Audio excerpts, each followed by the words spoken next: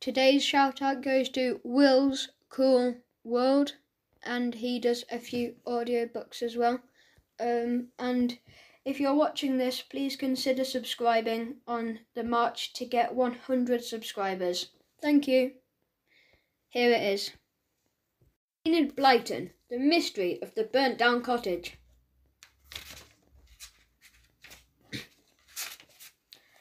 Chapter 1. The Burning Cottage. It was at 9:30 on a dark April night that all the excitement began. The village of Petterswood was perfectly quiet and peaceful, except for a dog barking somewhere. Then, suddenly, to the west of the village, a great light flared up. Larry Dakin was just getting into bed when he saw it. He had pulled back his curtain so that the daylight would wake him, and he suddenly saw the flare to the west. "Golly, what's that?" he said. He called to his sister. "Daisy, I say, come here and look. There's a funny flare-up down in the village somewhere." His sister came into his bedroom in her nightdress. She looked out of the window. "It's a fire," she said. "It looks pretty big, doesn't it? I wonder what it is. Do you think it's someone's house on fire? We'd better go and see," said Larry, excited. "Let's get dressed again. Mummy and Daddy are busy, so they won't know anything about the fire. Come on, hurry." Larry and Daisy dressed quickly and then ran down the stairs and out into the dark garden. As they went down the lane, they passed another house and heard the sound of hurrying footsteps coming down the drive there. "It's Pip, I bet," said Larry, and shone his torch up the drive. The light picked out a boy his own age and with a small girl of about 8. "Hello, Bets. You coming too?" called Daisy, surprised. "I should have thought you'd been asleep." "Larry," called Pip, "it's a fire, isn't it? Whose house is burning? Do you think, will they send us to the fire engine?" "The house will be burnt down before the firemen come all the way from the next village," said Larry. "Come on, it looks as if it's down Haycock Lane." They all ran together. Some of the villagers had seen the glare too, and were running down the lane as well. It was exciting. "It's Mr. Hick's house," said a man. "Sure as anything it's his house."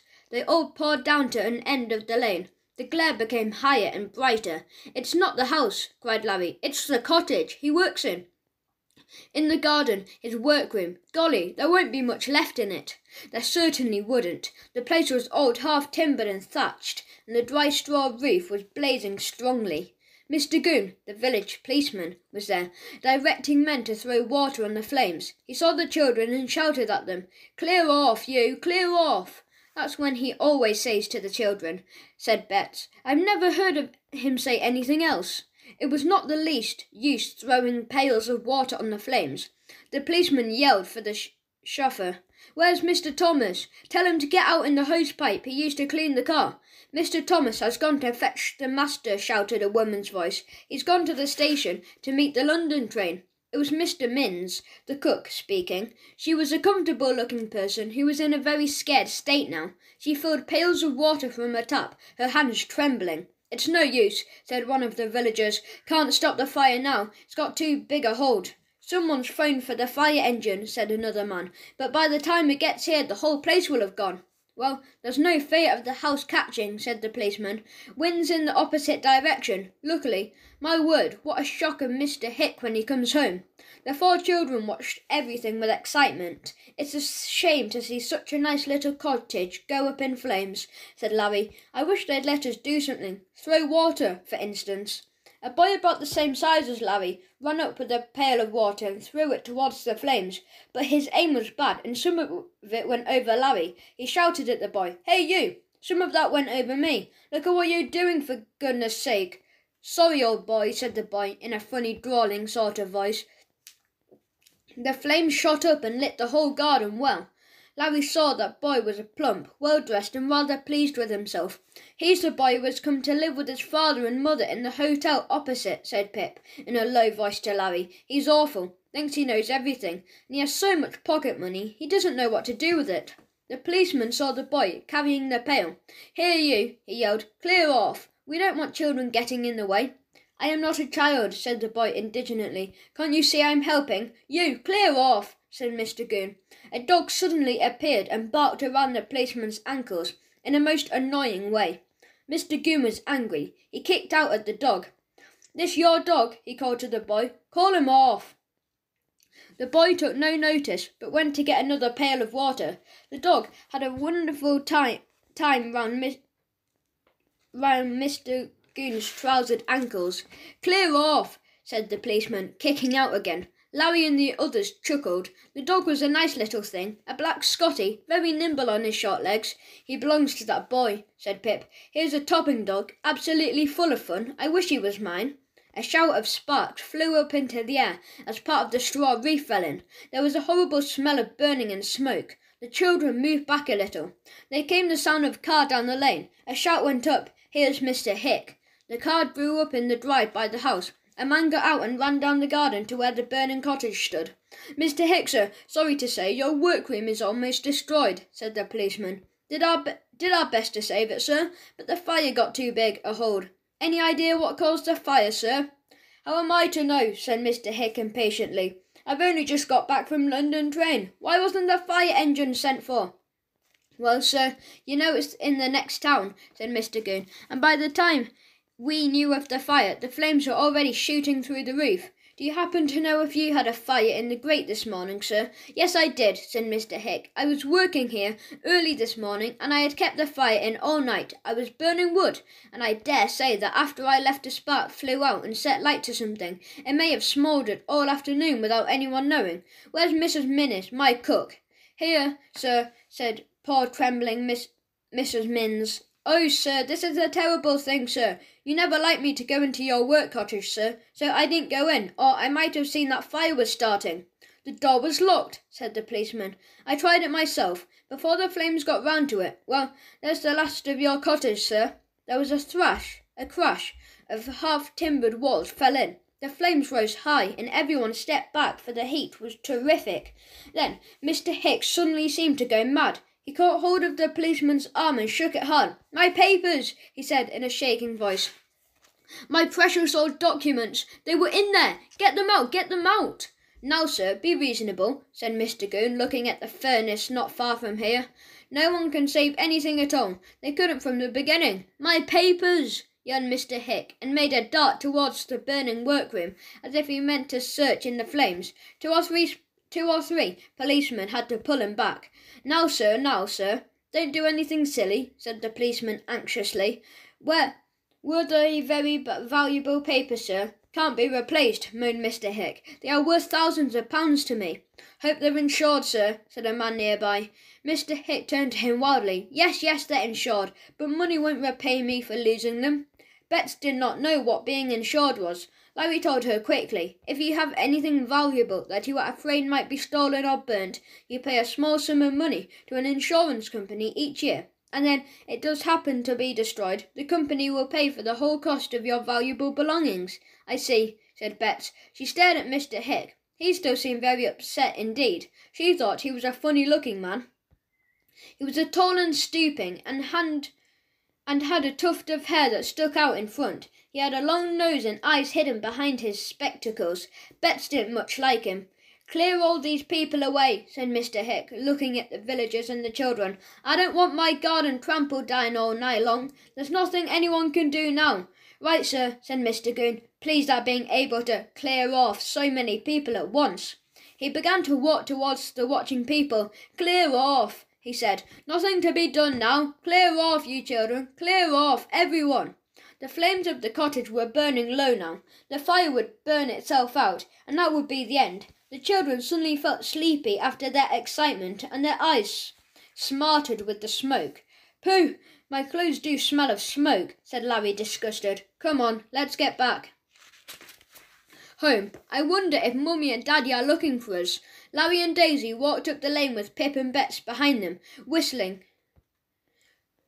Walking the boy with the dog, he caught them up. "That was a real thrill, wasn't it?" he said. "Good thing no one was hurt, I say. What about meeting tomorrow? Having a game or something?" "I'll be in the hotel opposite Mr. Hick's garden. My mother and father will be playing golf." "Well," said Larry, who didn't particularly like the boy. "Well, if we are anywhere about, we'll pick you up." "Right," said the boy. "Come on, Buster. Home, boy." The little Scotty, who had been circling round the children's legs, ran to the boy. They disappeared into the darkness.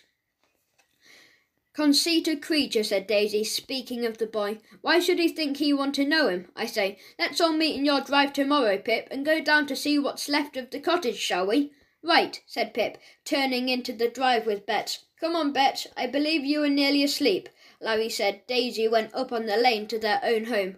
They yawned. Poor Mr. Hick. And Daisy wasn't he upset about his precious old papers? Said Daisy. 2. The 5 find-outers and dog. The next day, Larry and Daisy went to see if Pip and Bets were anywhere about. They could hear them playing in the garden where they shouted to them, Pip, Bets, we're here! Pip appeared, followed by much smaller Bets, panting behind them. See the burnt cottage up this morning? Asked Larry. Yes, and I say, what do you think? They say somebody burnt it down on purpose, that it wasn't an accident after all, said Pip, excited. On purpose, said Larry and Daisy. But whoever would do such a thing like that? Don't know, said Pip, but I overheard somebody talking about it. They said that the insurance people had been down already, and some fire expert they brought with them said that petrol had been used to start up the fire. They've got some way of finding out these things, you know. Golly, said Larry, but who would do it? Somebody that didn't like Mr. Hick, I suppose. Yes, said Pip. I bet old Claire Orff is excited to have a real crime to find out. But he's so stupid he'll never find out a thing. Look, there's that dog again, said Bets, pointing at the little black Scotty appearing in the garden. He stood sturdily on his squat legs, his ears cocked. Look at them to say, mind me being here. Hello, Buster, said Larry, bending down and patting his knee to make the dog come to him. You're a nice dog, you are. I wish you were mine. Daisy and I have never had a dog.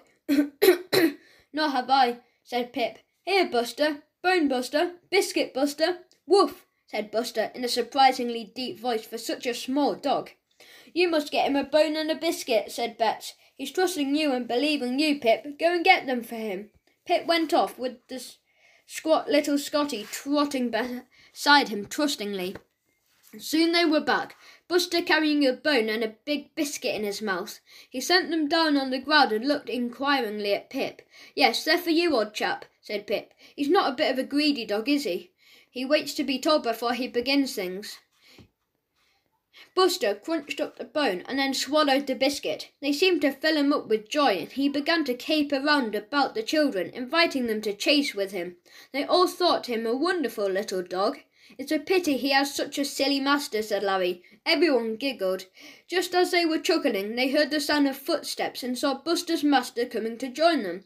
Hello, he said. I thought I heard you playing with Buster. Buster, what do you mean by running off like that? Come here.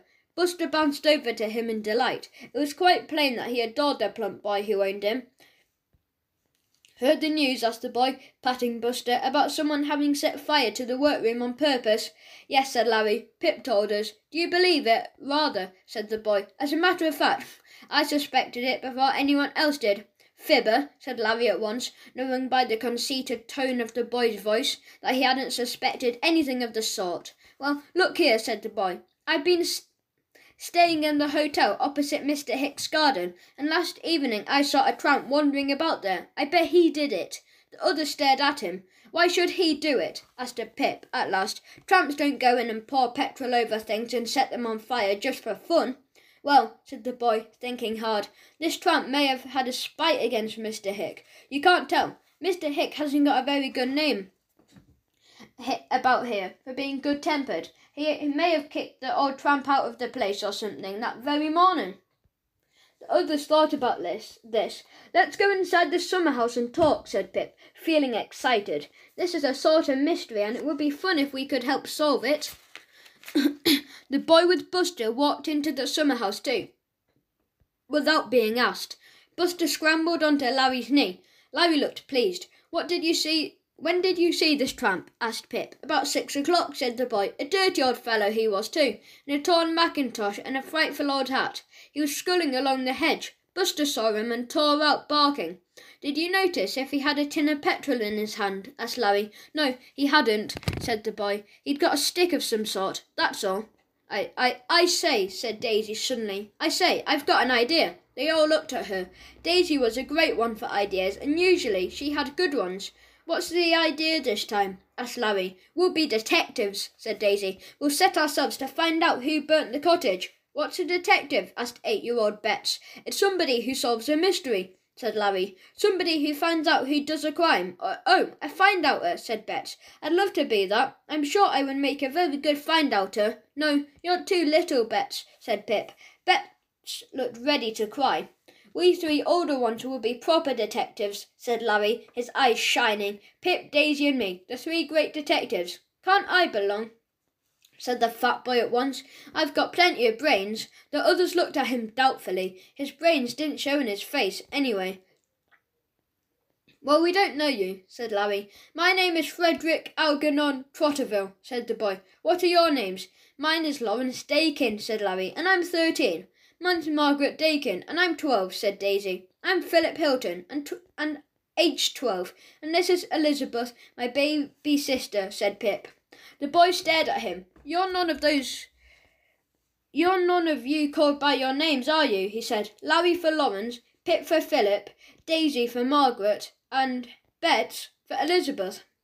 I'm always called Frederick. For some reason, this seemed funny to the others. The boy spoke in drawling, affected kind of voice, and somehow the name of Frederick Algernon Trotterville just seemed to suit him. F for Frederick, A for Algernon, T for Trotterville, said Pip suddenly with a grin. Fat. It could be your nickname.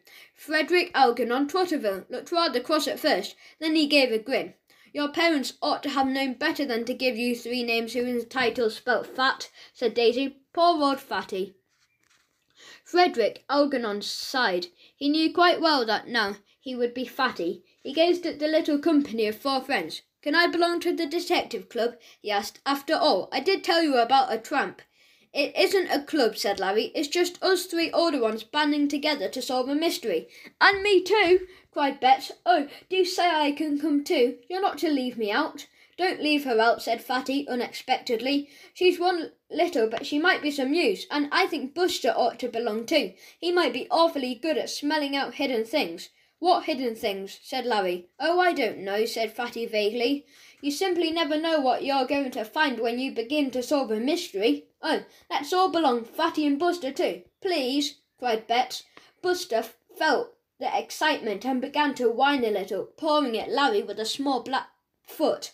The 3 bigger ones felt much more inclined to let Fatty join them once they realised that Buster could come too. For Buster's sake, they were willing to have Fatty conceited and the rest. Buster could be a sort of bloodhound. They felt certain that real detectives who solved all sorts of mysteries would have a bloodhound.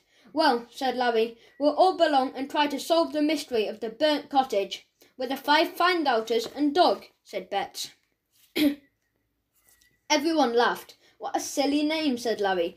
But all the same, it stuck, and for the rest of those holidays, and for a very long time after that, the 5 find-outers and dog used that name continually for themselves. I know all about police and detectives, said Fatty. I'd better be the head of us. No, you won't, said Larry. I bet you don't know any more than the rest of us. I don't think that we're so stupid as not to see what a very good opinion you've got of yourself. You might as well make up your mind straight away that we shan't believe half the tall stories you tell us. As for being head, I shall be. I always am. That's right, said Pip. Larry's clever. He shall be the head of the bold find-outers. All right, said Fatty, ungraciously. I suppose it's 4 against 1. Blow. It's the 12:30. Yes, I must go. Meet here this afternoon, sharp at 2, said Larry. We will discuss the finding of clues then. Glues, said Bet, not hearing the word properly. Oh, that sounds exciting. Are glues sticky? Idiot, said Pip.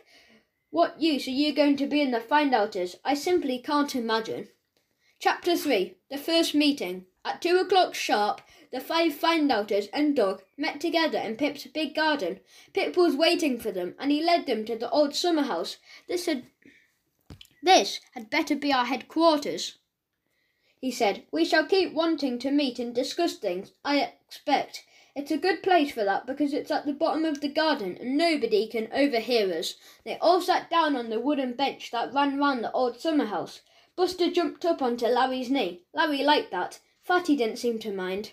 Now, said Larry, as I'm the head of us, I'd better start things going. I'll just go over what we all know and then we'll discuss what we should do. I do think this is exciting, said Bets. He was very much enjoying being one of the big ones. Don't interrupt, Bets, said Pip. Bets made her face solemn and sat still and straight. Well, we all know that Mr. Hick's cottage workroom, which stands at the end of this garden, was burnt down last night, said Larry. Mr. Hick was not there till the end, because his chauffeur had gone to meet him of the London train. The insurance people say that petrol was used to start the fire, so one must have done it on purpose. The findouters have made up their minds that they will find out who has done the crimes. Is that right? Quite right, and very well put, said Pip, at once. Buster wagged his tail hard. Fatty opened his mouth and began to speak in his high, affected voice. Well, I suggest that the first thing we do is to... But Larry interrupted him at once. I'm doing the talking, Fatty, not you. He said, shut up. Fatty shut up. But he didn't look at all pleased about it. He put on a bored expression and rattled the money in his pocket.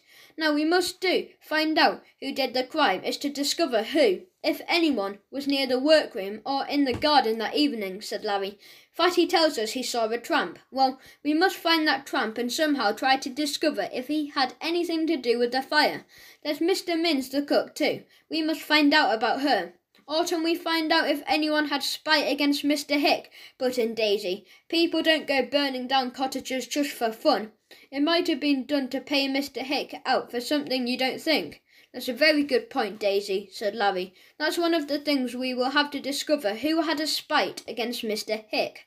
I should think about 100 people had, said Pip. Our gardener said that he's got a very bad temper and nobody likes him. Well, if we could find out if anyone with spite was in the garden yesterday evening, we've as good as got the man, said Larry. Also, we must find clues, put in Fatty, who could not be quiet any longer. Glues, said Bet joyfully. She loved the sound of that word. What are glues? Bets, you really are a baby, said Pip. It's not glues, it's clues. Well, what are clues? Asked Bets. Clues are things that help us find out what we want to know, said Larry. For instance, in a detective story I was reading the other day, a thief dropped a cigarette end in the shop he was burgling, and when the police picked it up, they found it was an unusual kind of cigarette. They went round trying to find out who smoked that kind, and when at last they found out, they had got the thief, so the cigarette end was a clue. I see, said Bets. I shall find heaps of clues. I shall love that. We must all keep our eyes and ears open for clues of any sort, said Larry. Now, for instance, we might find footprint clues. You know, footprints leading to the cottage made by the criminal. Fatty laughed scornfully. The others looked at him. What's the joke? Asked Larry coldly. Oh, nothing, said Fatty. Just made me laugh a bit when I thought of you hunting for footprints in Mr. Hick's garden. There can't be less than about 1,000,000, I should think, with all the people who were there watching the fire last night. Larry went red. He glared at Fatty's round face, and Fatty grinned back. The man who started the fire had been hiding in the hedge or somewhere, waiting for his chance, said Larry. Nobody went into the hedge last night. We might find footprints there, mightn't we? In the ditch, where it's muddy. Yes, we might, said Fatty, but it's no good looking for footprints leading to the cottage. Mine are there, and yours, and old Clearoff's, and 100 others. I vote we don't let Clearoff know we are solving the mystery, said Pip. It's his mystery, said Daisy. He's as pleased as a dog with 2 tails because he's got a real crime to solve. Well, we'll keep out of Clearoff's way, said Larry. Won't he look silly when we tell him who really did do it? Because I'm sure we'll find out, you know, if we all work together and try hard. What shall we do for a beginning? Asked Pip, who was longing to do something. We must look for clues. We must find out more about this tramp in the torn mackintosh and old hat that Fatty saw, said Larry. We must find out if anyone had a spite against Mr. Hick.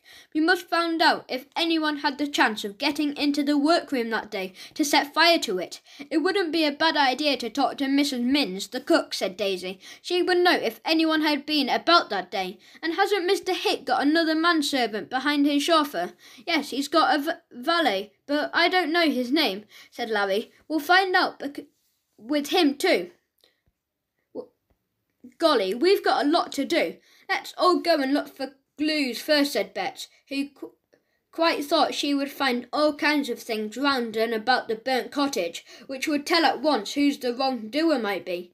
Right, said Larry, who rather wanted to hunt for clues himself. Now listen, we may be turned off if anyone else sees us poking about that bottom of Mr. Hicks's garden, so I shall drop a coin somewhere, and if we are questioned I shall say I've dropped a coin and they'll think we're looking for it. It'll be quite true. I shall drop a coin. All right, said Pip, getting up.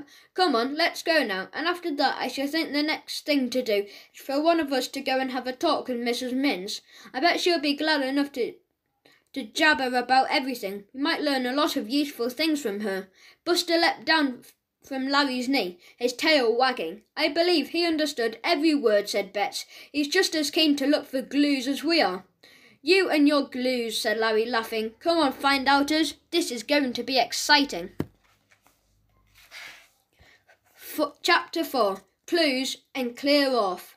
The 5 children and Buster made their way down the drive and into the lane. They passed Mr. Hicks's house and went down on the winding lane until they came to where the cottage had been burnt.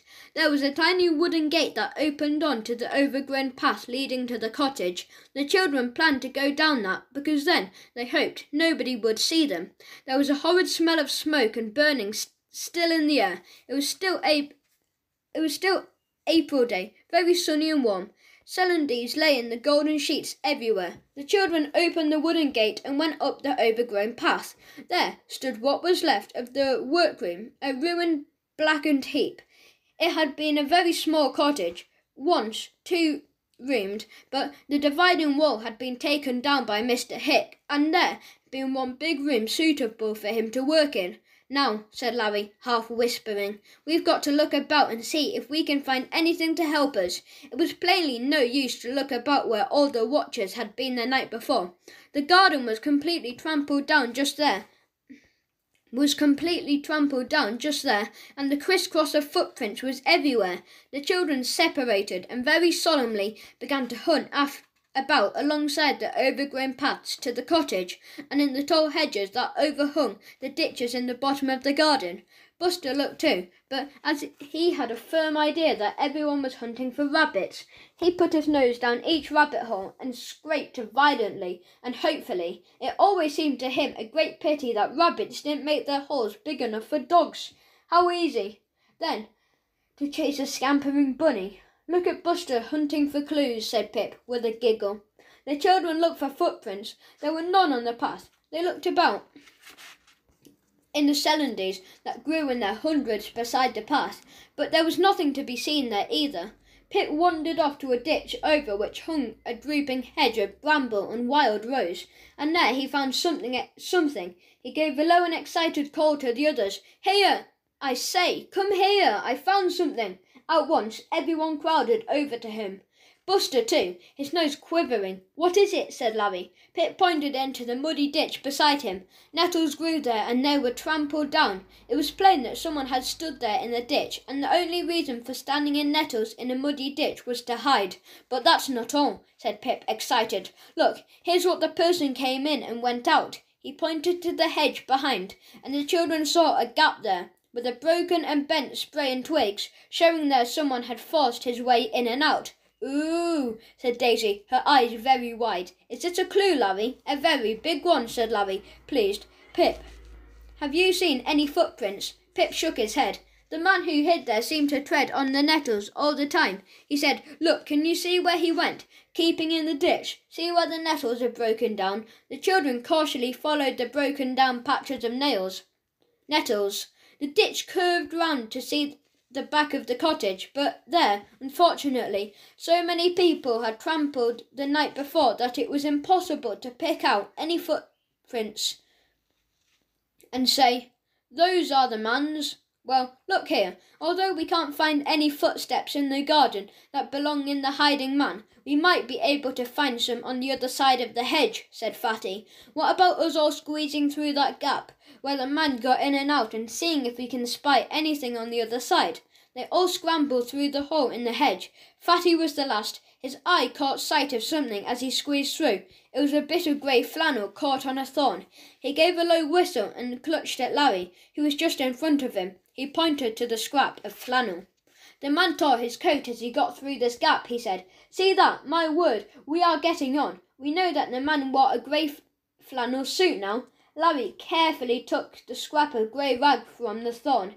He put it into the matchbox, wishing that he, and not Fatty, had noticed it. "Good for you," he said. "Yes, that may be a very valuable clue." "Has Fatty found a glue?" asked Bets in excitement. Everyone crowded round to hear what Fatty had discovered.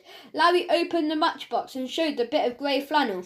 "Now, we've only got to find someone who wears a suit of grey flannel, a bit torn somewhere, and we've got the man," said Daisy, pleased. "I think we're much cleverer than Clear Off," said Pip. "I've got awfully sharp eyes, you know," said Fatty, feeling tremendously pleased with himself.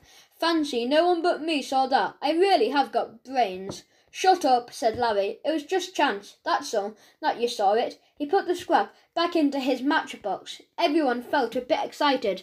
"I like being a find-outer," said Bets happily. "Well, I don't know why," said Pip. "You haven't found out anything yet. I found the place where the man hid, and Fatty found a big bit of his coat. You haven't found anything." It was Larry who found the footprint.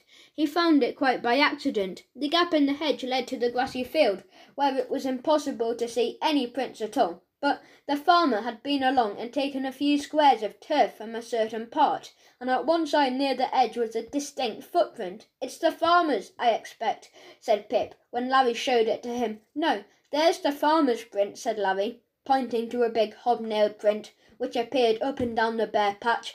"This is a smaller print altogether. I should think it's more than size 8, and the farmer's footprint looks like size 12. It's enormous. I think this must be the print of a man we are looking for. Let's see if we can find another." The children hunted about. Nothing could be seen on the grass, of course, so they went to the edges of the field, and there Daisy found 3 or 4 more footprints, some on each side of the stile that led out of the fields into a lane beyond. "Are these the same prints?" he called. The others came running. They looked hard. Larry nodded his head. "I believe they are," he said. "Look, those shoes have rubber soles and crisscross markings on them. Pip, run back to that other print and see if the markings is the same, will you?" Pip tore over to the patch from which the farmer had removed the turf. Yes, criss-cross markings showed it quite clearly in the print. It was the same shoe, no doubt about that. "Yes," he yelled, "it's the same." The others were thrilled. They really were getting on. "Well," said Larry, looking down at the lane, "I'm afraid it's not much good going any further, because the surface of the lane is hard and won't show anything, but we found out what we wanted to know. We found out that the man hid in the hedge for some reason, and we know that he wore shoes of a certain shape and size with rubber soles that had criss-cross markings. Not bad for a day's work." "I'll make a drawing of the print," said Fatty. "I'll measure the exact size and make an exact copy of the marks. Then we've only got to find the shoes and we've got the man." "We know that sort of shoes he wore and what kind of suit," said Larry, thinking of the scrap of grey cloth in his matchbox. "I bet old Clear Off won't have noticed anything at all." "I'd better go back to the hotel and get some paper to copy the footprints," said Fatty importantly. "It's a good thing I can draw so well. I won first prize last term for art." "What art?" said Larry. "The art of boasting. Aren't you clever?" said Fatty crossly, who did not all like this sort of teasing. "Yes, he is clever," said Daisy, "but he doesn't boast about his brains as you do, Frederick Algernon Trotterville." "Let's go back to the burnt cottage and see if there's any other clue to be found there," said Pip, seeing that a quarrel was about to flare up. "Yes," said Bets, "I'm the only one who hasn't found a glue, and I do want to." She looked so sad about this that Fatty hastened to comfort her. "Well, Buster hasn't found anything either," he said. "He's looking hard, but he hasn't discovered a single thing. Don't worry, Bets. I expect you will soon find something marvellous." They all went back to the gap in the hedge and squeezed through.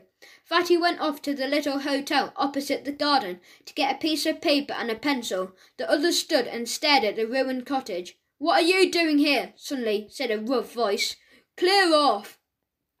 "Golly, it's all Clear Off," whispered Larry. "Look for my coin, all of you." The 4 children began to hunt around pretending to be looking for something. "Did you hear what I said?" growled the policeman. "What are you looking for?" "My coin," said Larry. "Oh, I suppose you dropped it when you came round interfering last night," said Mr. Goon. "Don't know what children are coming to nowadays. Always turning up and messing about and hindering others and becoming a general nuisance." You, clear off! Ah, my coin, said Larry, suddenly pouncing on his coin, which, when he had arrived, he had carefully dropped beside a patch of celandines. All right, Mr. Goon, we'll go. I've got my coin now. Well, clear off, then, growled the policeman. I've got work to do here, serious work, and I don't want children messing about either. Are you looking for glues? Asked Bets, and immediately got such a nudge from Pip that she almost fell over. Luckily, Clear Off took no notice of this remark. He hustled off the children out of the gate and up the lane. And don't you come messing about here again, he said. Messing about, said Larry indignantly, as they all went off up the lane. That's all he thinks children do, mess about. If he knew what we'd discovered this morning, he'd go green in the face. Would he really? Said Bets, interested. I'd like to see him. You nearly made me go green in the face when you asked old Clear Off if he was looking for clues, said Pip crossly. I thought the very next minute you'd say we had been looking for some, and have found some too. That's the worst of having a baby like you in the find-outers. I would not have said we'd found anything, said Bets, almost in tears. Oh, look, there's Fatty. We'd better warn him that old Clear Off is down here.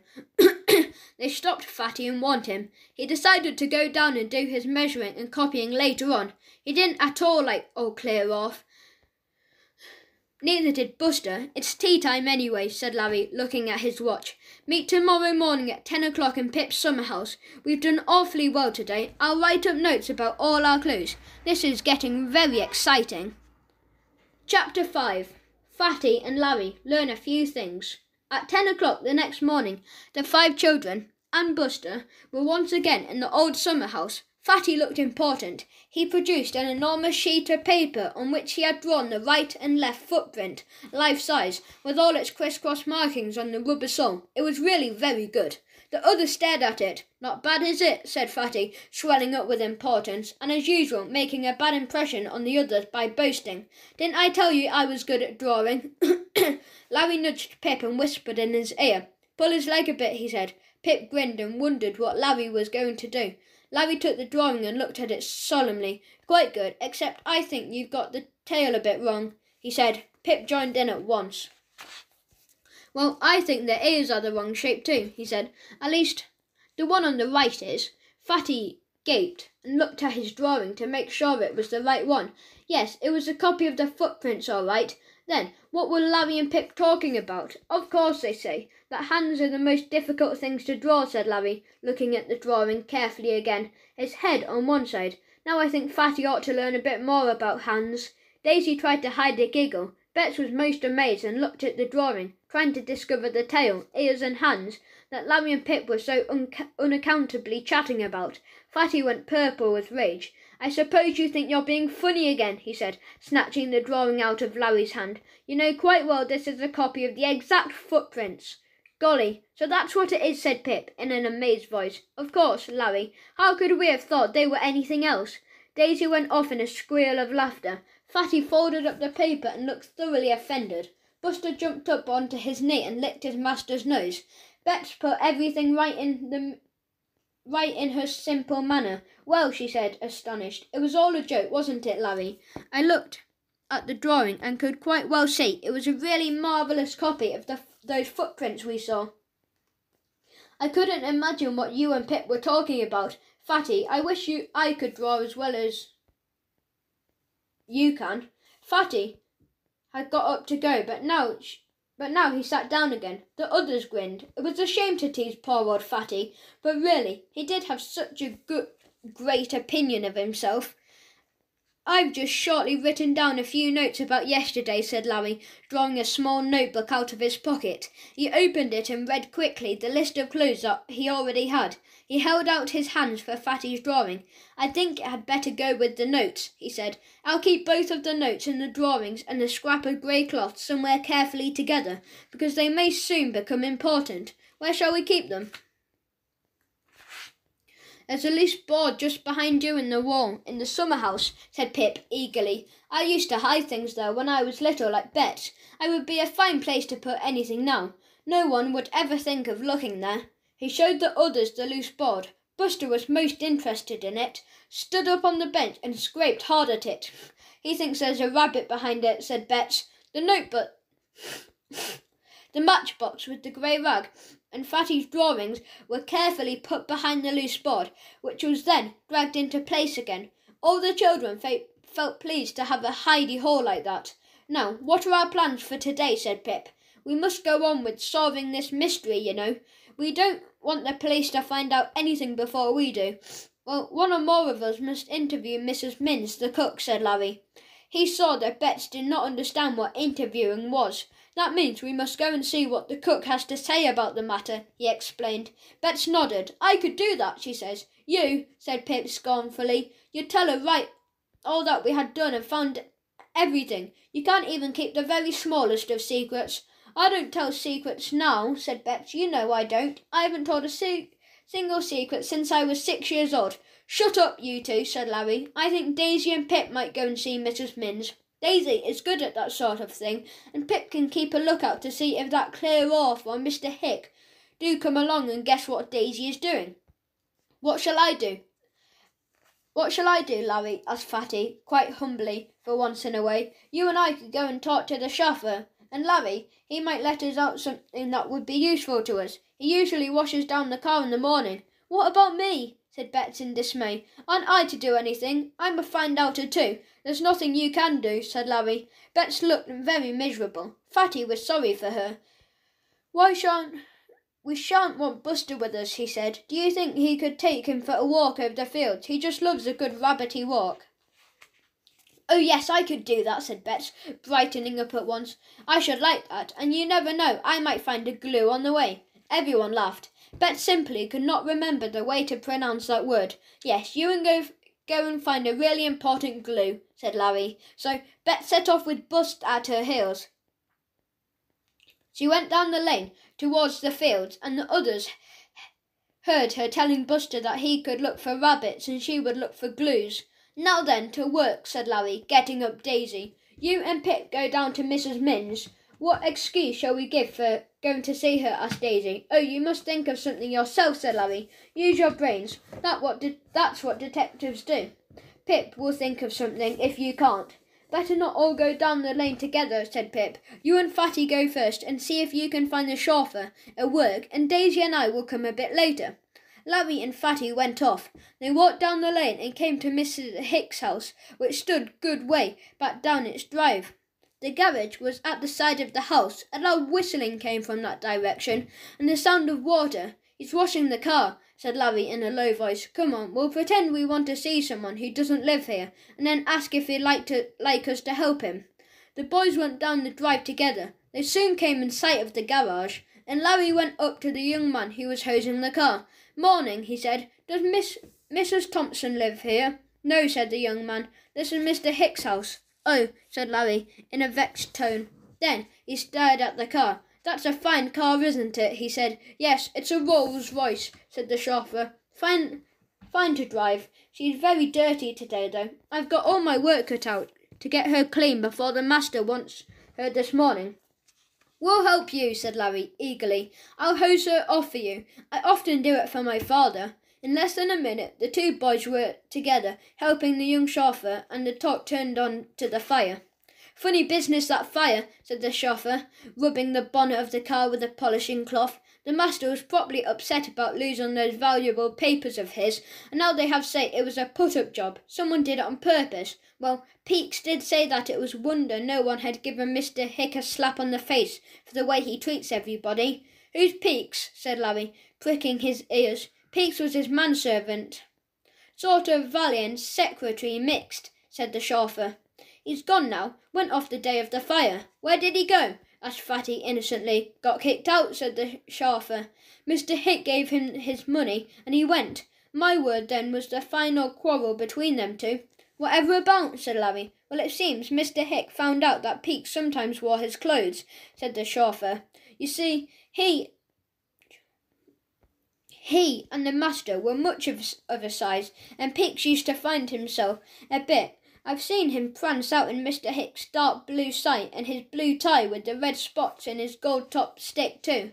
"Oh," said Fatty, "and I suppose when Mr. Hick found that out he was angry and told Mr. Peeks to go.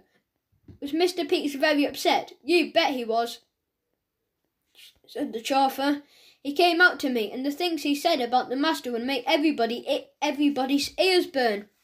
Then off he went about 11 o'clock. His own mother lives in the next village, and I guess she was surprised to see Horace Peaks marching in, baggage and all, that time in the morning. The two boys were each thinking the same thing. It looks as if Mr. Peaks burnt the cottage. We must find Mr. Peaks and see what he was doing that evening. Then came a roar from a window overhead. Thomas, is that the car done yet? What are you jabbering about down there? Do I pay you for jabbering? No, I do not. That's the master, said Thomas in a low tone. You better clear out. Thanks for your help. The boys looked up at the window. Mr. Hicks stood there, a cup of tea or cocoa in his hand, looking down furiously. Mr. Hickencup, said Larry with a giggle. Dear old good-tempered Hiccup. Fatty exploded into a laugh. We'll call him Hiccup, he said. I say, we've got some news this morning, haven't we?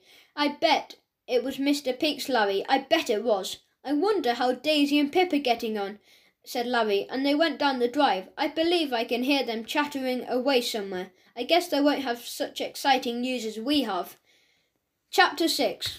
Mrs. Minns does a lot of talking. Daisy and Pip were getting on very well indeed. As they had stood outside Mr. Hicks' garden, debating what excuse they could make for going to the kitchen door, they had heard a little meow. Daisy looked to see where the sound came from. Did you hear that? She asked Pip. The meow came again. Both children looked up into the tree, and there, unable to get down, was a small black and white kitten. It's got stuck, said Daisy. Pip, can you climb up and get it? Pip could, and did. Soon he was handing down the little creature to Daisy, and she cuddled it against her. Where does it belong? She wondered. Probably to Mr. Minns, the cook, said Pip promptly. Anyway, it'll make a marvellous excuse for going to the kitchen door and asking. Yes, it will, said Daisy, pleased. So the two of them set off down the drive and went to the kitchen entrance, which was on the opposite side of the house to the garage. A girl of about 16 was sweeping the yard, and from the kitchen nearby there came a never-ending voice. And don't you leave any bits of paper flying around my yard either, Lily. Last time you swept that yard you left a broken bottle there, and half a newspaper, and goodness knows what else. Why, your mother didn't teach you how to sweep and dust and bake. I don't know. Women nowadays just leave their daughters to be taught by such as me. That's got all their work cut out looking after a particular gentleman like Mr. Hick, without having to keep an eye on a lazy girl like you.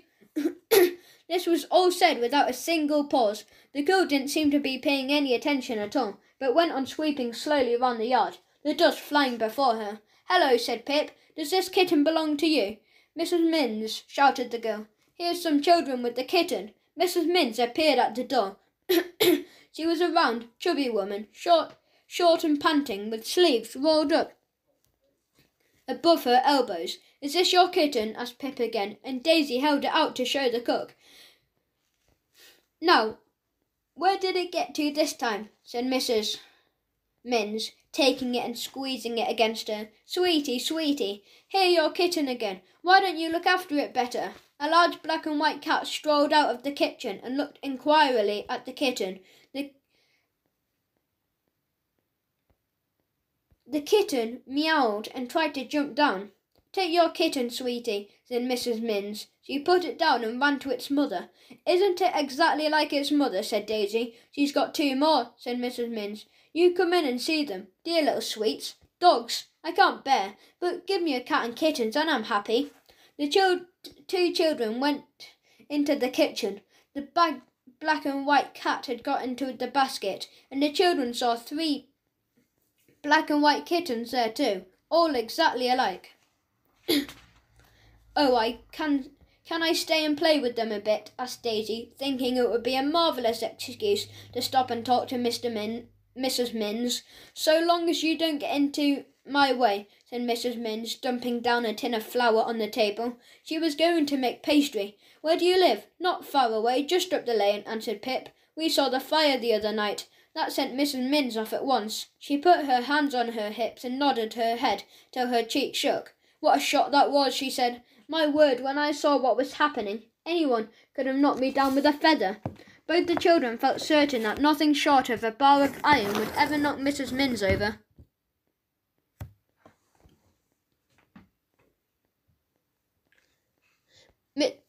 Daisy stroked the kittens while the cook went on with her talk, quite forgetting about the pastry. I was sitting here in my kitchen treating myself to a cup of cocoa and telling my sister this and the other. She said I was tired with turning out the stalker birds that day and glad enough to sit and rest my bones.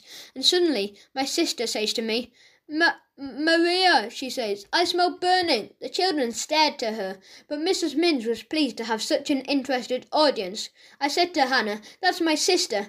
I say, something burning? That's not the soup catching in the saucepan, surely. And Hannah says, Maria, there's something burning terrible. And then I look at the window and I saw something flaring up at the bottom of the garden. What a shock for you, said Daisy.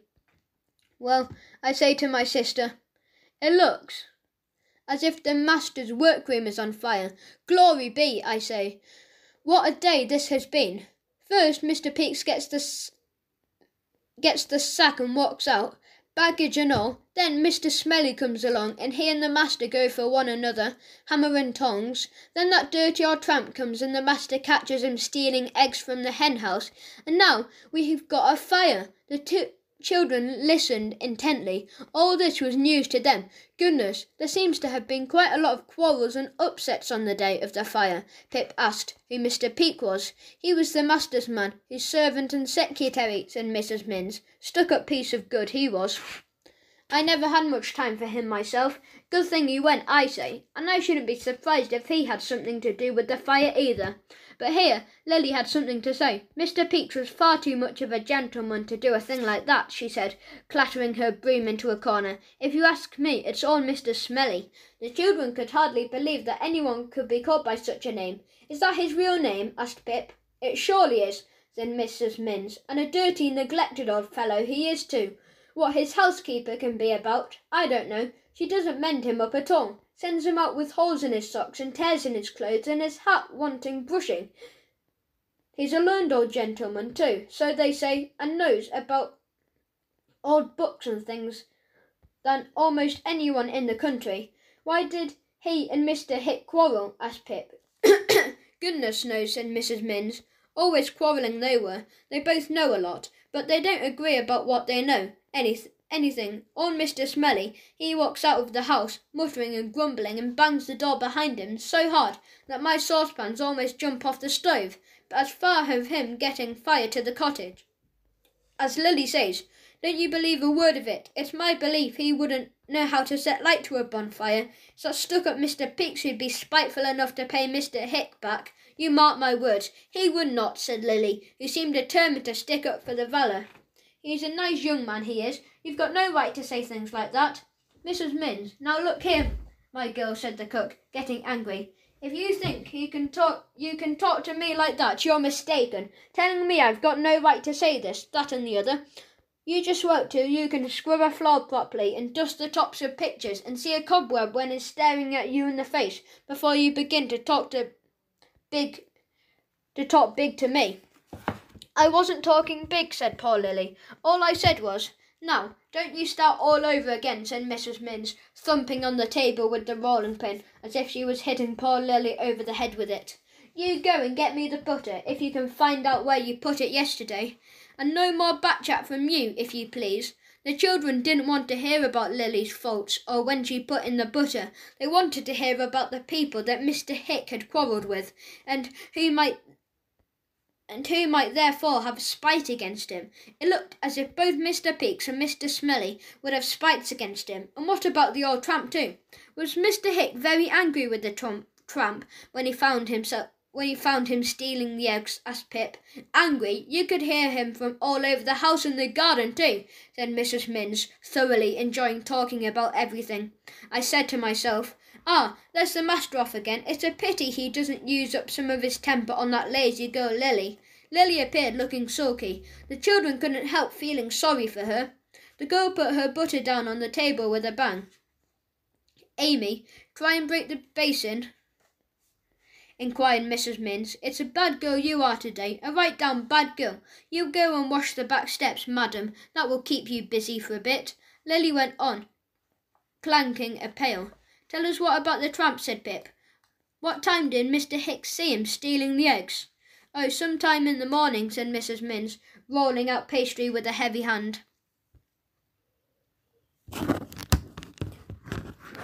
The old fellow came to the back and whining for bread and meat, and I sent him off. I suppose he slept round the garden to the hen house, and the master saw him there from the cottage window.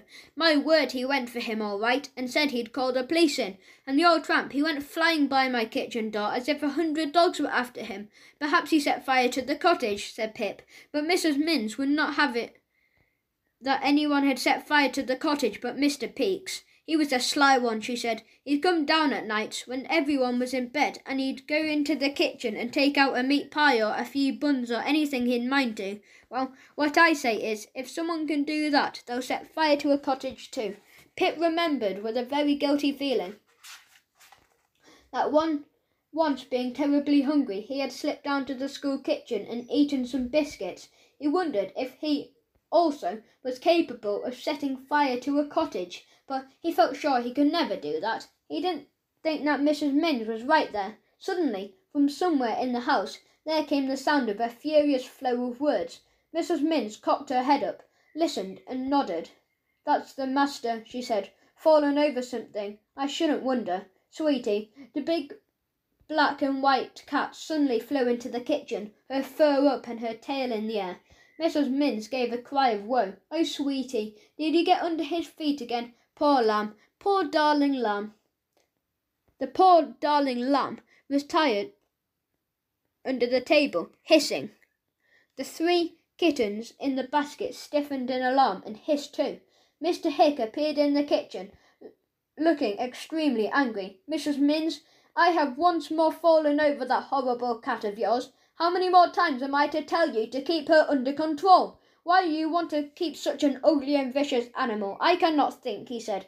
"Good heavens above, are those kittens in that basket?" "They are, sir," said Mrs. Minns, her voice rising high, "and good homes I found for every single one of them when they're old enough."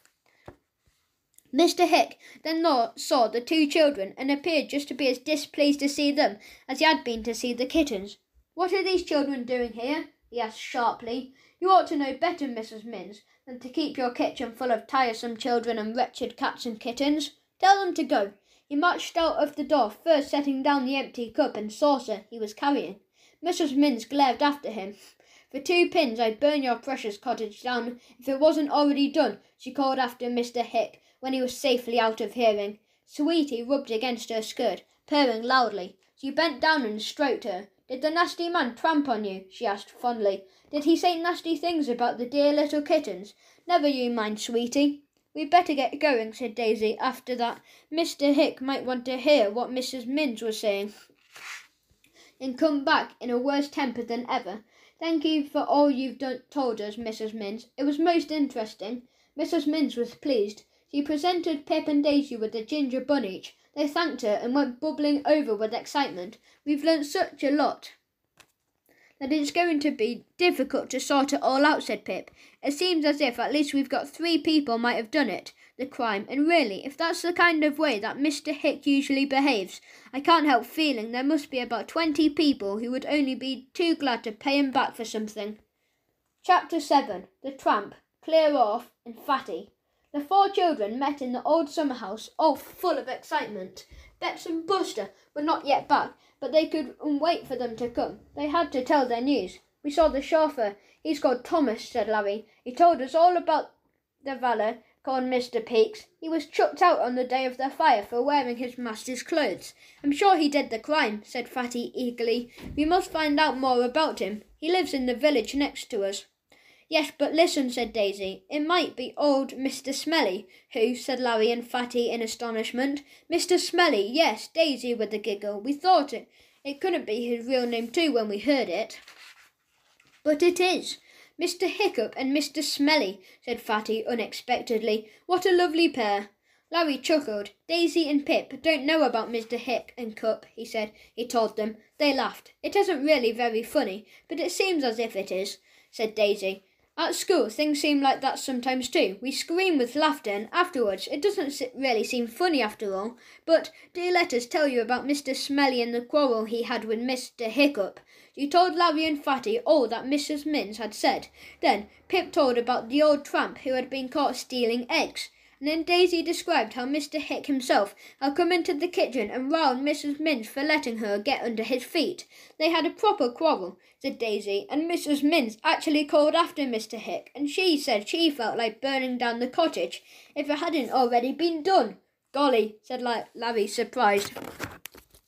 It looked as if Mrs. Minns might have done it herself then, if she felt like it today. She might quite have easily felt like it 2 days ago and done it. She had plenty of chance. You know, we have already found 4 suspects, said Fatty solemnly. I mean, we can quite properly suspect 4 persons of setting fire to that cottage and the old tramp, Mr. Smelly, Mr. Piggs and Mrs. Minns. We are getting on. Getting on, said Larry. Well, I don't know about that. We seem to find more and more people to suspect, which makes it all more and more difficult. I can't think how in the world we're going to discover which it is.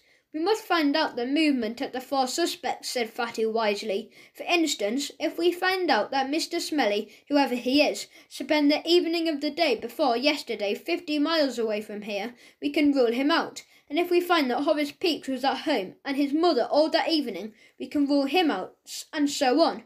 What we shall probably find out is that all 4 people were messing about somewhere near the place, said Pip, and how in the world we are going to trace that old tramp. You know what tramps are? They wander about for miles, and nobody knows where they go or where they come from. Yes, the tramp's going to be difficult, said Daisy. Very difficult. We can't all rush over the country looking for a tramp, and if we don't find him, it's going to be difficult to ask him if he set fire to the cottage. We needn't do that, silly, said Larry. Have you forgotten our clues? What do you mean? Asked Daisy. Well, we've only got to find out what size shoe he wears, and if they've got rubber soles, crisscrossed with markings underneath, and if he wears a grey flannel coat, said Larry. He doesn't wear a grey flannel coat, said Fatty. I told you, he wore an old mackintosh. The others were silent for a moment. Well, he might have a grey flannel coat underneath, said Daisy. He might have taken his mackintosh off for a moment. The others thought this was rather feeble, but they had no better suggestion. Time enough to worry about grey flannel coats and mackintoshes when we found the tramp, said Pip. That is going to be a problem, I must say. Hark, isn't that old Buster barking? Said Fatty suddenly. I bet that Bet's coming back. Yes, she's calling to Buster. I say, haven't we got a lot of news for her? The sound of Bet's running feet was heard up the drive, and then down the path to the summer house. The 4 big ones went to the door to welcome her. Buster shot up to them, barking mad. Bet, we've got such a lot of news, called Larry. We've had the most exciting time, cried Daisy, but Bets didn't listen. Her eyes were shining brightly, her cheeks were red with running, and she could hardly get her words out. She was so excited. Pip, Larry, I've got a glue. Oh, I've got a glue. What? Asked the other 4 together. I found the tramp, panted the little girl. Do say he's the biggest glue we found. Well, he's really a suspect, not a clue, Larry. But the others interrupted him. Bets, are you sure you found the tramp? Asked Pip excitedly.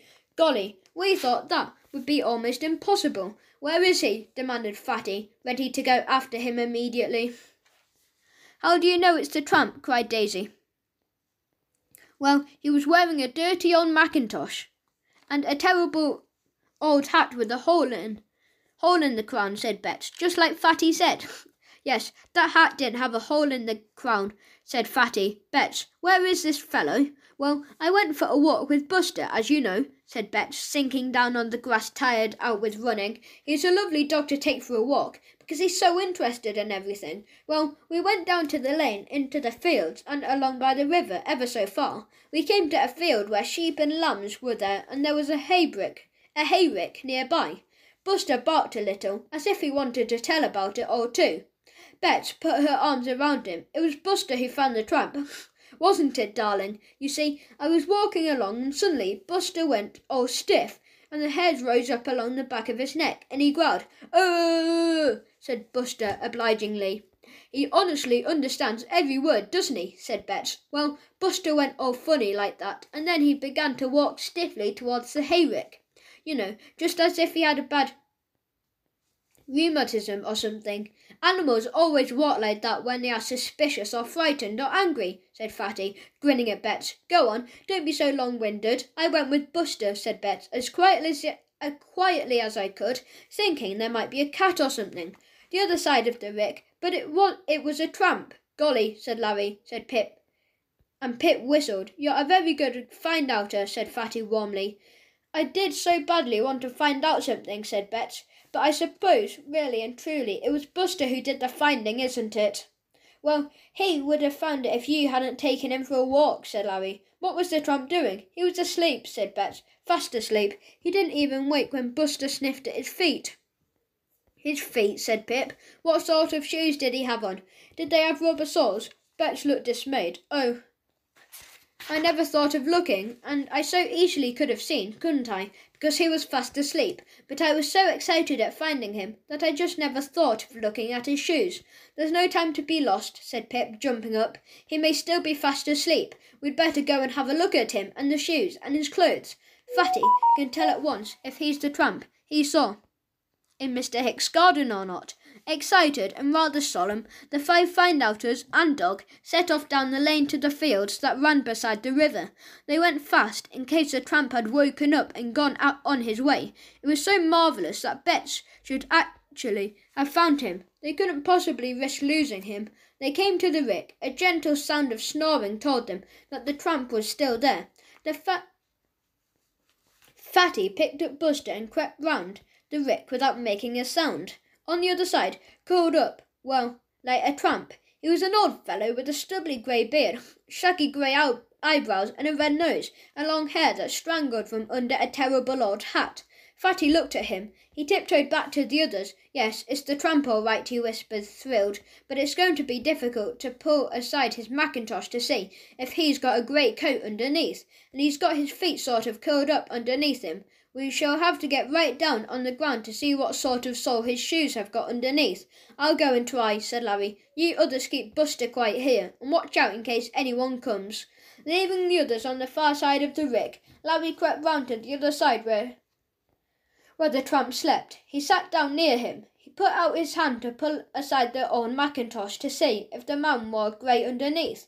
The trousers appearing below the coat were so old and dirty that it was quite impossible to tell what colour they had been once. The tramp moved a little, and Larry took back his hands. He decided to try and see the underneath of the man's shoes, so he knelt down, put his head to the ground, and did the best to squint at the tramp's shoes. The tramp suddenly opened his eyes. He stared in the greatest astonishment at Larry. What's bitten you? He said suddenly, and Larry almost jumped out of his skin. Thinking I'm the King of England, I suppose, kneeling in front of me with your head on the ground like that, said the tramp. Get away. I can't abide children, nasty interfering little creatures. He curled himself up again and shut his eyes. Larry waited for a second or two, and was about to try squinting at the man's shoes again, when he heard a low whistle from the other side of the rick. That meant someone was coming. Well, they would all have to wait till the passer-by was gone. Larry crept round to Pip and joined the rest. Someone was coming, he asked. Yes, all clear off, said Fatty. Larry peeped round the rick. The village policeman was coming up from the other direction, along a path that did not go near the rick. He would soon be gone, but as he came along, he suddenly caught sight of the old tramp sleeping by the rick. The children drew back hurriedly as Mr. Goon walked quietly and quickly over to the rick. There was a ladder leaning against the rick, and Larry pushed Bets and the others up quickly, as quickly as he could. They would be less likely to be seen on top than below. Fortunately, the rick had been cut well out. Then, when hay was taken to be from various farm animals, and it was easy to balance on the cut-out part, the police crept up quietly. The children, peering over the rick, saw him take out the notebook. Fatty gave Larry such a nudge that the boy nearly fell. Look, well, what he's got down in his notebook. He's got a drawing of that footprint we saw. He's been cleverer than we thought. Clearoff tiptoed up to the tramp and tried his best to see what sort of shoes he had on. He, too, did as Larry had done and knelt down, the better to see it, and the tramp opened his eyes. His astonishment at seeing the policeman kneeling in front of him was enormous. It was one thing to see a boy behaving like that, but quite another thing to see a policeman. The tramp leapt to his feet with a howl.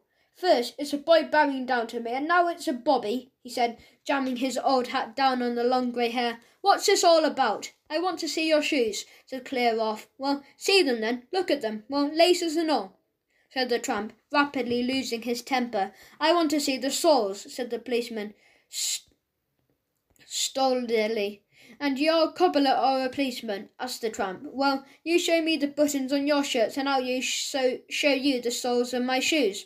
The policeman began to breathe very heavily, and his face got red. He snapped his notebook shut. You better come along me, he said. The tramp didn't think so. He skipped out of the way and began to run across the field, very nimbly indeed for an old fellow. Clear-off gave a roar and turned to run after him, and at that moment Fatty, excited beyond words, fell off the hayrick and landed with a thud on the ground below. He gave such an agonized yell that the policeman stopped in amazement. What's all this here? He said, and glared at Fatty. Then he caught sight of the other children peering anxiously down from the top of the rick, afraid that Fatty had broken all his bones. He was most astonished. You come down, he roared. Always children messing about. You wait till the farmer catches you. How long have you been here? What do you mean, spying like this? Fatty gave a frightful groan, and the policeman, torn between his desire to rush after the disappearing tramp and to pull Fatty to his feet, went up to him. Don't touch me. I think I've broken my left leg and my right arm, dislocated both my shoulders and broken my appendix, said Fatty, who sincerely believed that he was practically killed. Bets gave a squeal of horror and jumped down to see what she could do to help poor Fatty. The others leapt down too, and Buster danced delightedly around Clear-off's ankles. Clear off, he said. Dogs and children, always messing about and getting in the way. Now that fellow's gone and I've missed a chance of questioning him. He waited to see if Fatty was really hurt, but except for a few bruises, Fatty was not hurt at all. He had no broken bones. As soon as the policeman saw the others helping Fatty up, brushing him down and comforting him, he took round to see if he could make out where the tramp had gone, but he was nowhere to be seen. He turned to the 5 children. Now clear off, he said, and don't let me see you hanging round again. Then, with a great dignity, Mr. Goon made his way heavily to the path and walked down it without turning his head once. The children looked at each other. We were getting on so well till Clear off came, sighed Daisy. I wonder where that tramp went to. I'm going home, said Fatty miserably. I feel awful. I'll take you home, said Daisy. You come too, Bets. Do you boys want to see if you can trace the tramp? Yes, said Larry. Might as well whilst we've got the chance. I don't wonder Fatty fell off the rick. It was pretty exciting, wasn't it? Fancy old Clear-off having a drawing of that footprint in his notebook, said Pip thoughtfully. He's smarter than I thought. Still, we've got something he hasn't, a bit of grey flannel. Fatty, Daisy, Bets and Buster went off together. The other 2 set off in the direction of the tramp had taken. They meant to find him again, if they could. Chapter 8. What must be done next? Larry and Pip ran quickly in the direction the tramp had gone. It seemed silly that although all the children had seen him, and clear off too, nobody had managed to find out what kind of soles his shoes had. There was no sign of the tramp at all. The boy met a farm labourer and hailed him. Excuse me, have you seen an old tramp going this way? Yes, into that wood, said the man, and pointed to a small copse of trees in the distance. The boy ran there and looked about among the trees and tangled undergrowth. They smelt the smoke of a fire, and their noses and eyes soon guided them to it. By it, on a fallen tree, sat the dirty old tramp, his hat off now, showing his tangled, straggly hair. He was cooking something in a tin over the fire. When he saw Larry, he scowled. What you here again? He said. You get away! What do you mean, following me about like this? I haven't done nothing. Well, said Larry boldly, you tried to steal eggs from Mr. Hicks's hen house the other day. We know that, but that's not nothing to do with us. Mr. Hick, so that's his name, said the old tramp, sticking a skewer in whatever it was he was cooking. I didn't steal his eggs. I didn't steal nothing at all. I'm an honest old fellow, I am. Everybody will tell you the same. Well, what were you doing hiding in a ditch at the bottom of his garden, said Larry. The tramp looked astonished. I never hid in no ditch, he said. I wasn't the one doing the hiding. Oh, dear me, no. I could tell you something, I could, but I'm not going to. You put that policeman after me, didn't you?" "No," said Larry. "He came along unexpectedly and went over to you." "He didn't know we were anywhere about." "Well, I don't believe you," said the old tramp. "You set that bobby after me. I know you did. I'm not going to be mixed up in anything that don't concern me. But there was funny goings on that night. Oh, yes." "I think there were." The old fellow suddenly groaned and rubbed his right foot. His big toe stuck out of the shoe, which was too small for him. He took the shoe off, showing us a sock that was practically all holes, and rubbed his foot tenderly. The boy looked at the shoe, which the tramp had thrown carelessly to one side. The sole was plainly to be seen. It was of leather and so much worn that it could be possibly keep and damp out. "No rubber sole," whispered Larry to Pip, "so it couldn't have been the tramp hiding in the ditch. Anyway, I don't believe he knows a thing, and look at the old coat he's got under the mac. It's green with age, not grey." "What are you whispering about?" said the tramp. "You get away. Can't I live in peace? I don't want to harm nobody, I don't, but children and bobbies, they come after me like flies. You leave me alone. I'll be as merry as a blackbird if I had a pair of shoes that fitted me poor old feet. You got a pair of shoes that would fit me." "What size do you take?" said Pip, thinking that perhaps he could get an old pair of his father's boots for the foot store old tramp. But the tramp didn't know. He had never bought a pair of shoes in his life. "Well, if I can get an old pair of my father's boots, I'll bring them to you," said Pip. "Or better still, you come and get them. I live in the red house in the lane not far from Mr. Hicks's house. You come get these tomorrow, and I've got some boots for you." "You'll set that bobby after me again, if I come back," grumbled the tramp, taking out something peculiar from the tin and beginning to eat it with his hands. "Or that Mr. Hick will. Well, he'd better be careful. I know a few things about Mr. Hick and his household, I do. Yes, I heard him shouting at quite a few people that day, besides me. Oh, yes, there was funny goings on there, but I'm not mixed up in them, I tell you." Larry looked at his watch. It was getting late. "We'll have to go," he said. "But you come along to Pip's house tomorrow and you can tell us anything you want to. We shan't give you away." The boys left the old tramp tore home and let him eat his dinner, very late indeed. Their mothers were not pleased to see them. "What have you two been doing?" asked Pip's mother. "Where have you been?" Pip couldn't possibly tell her, because the find-outers and the doings were very secret. "I was with the others," he said at last. "You weren't, Pip," said his mother.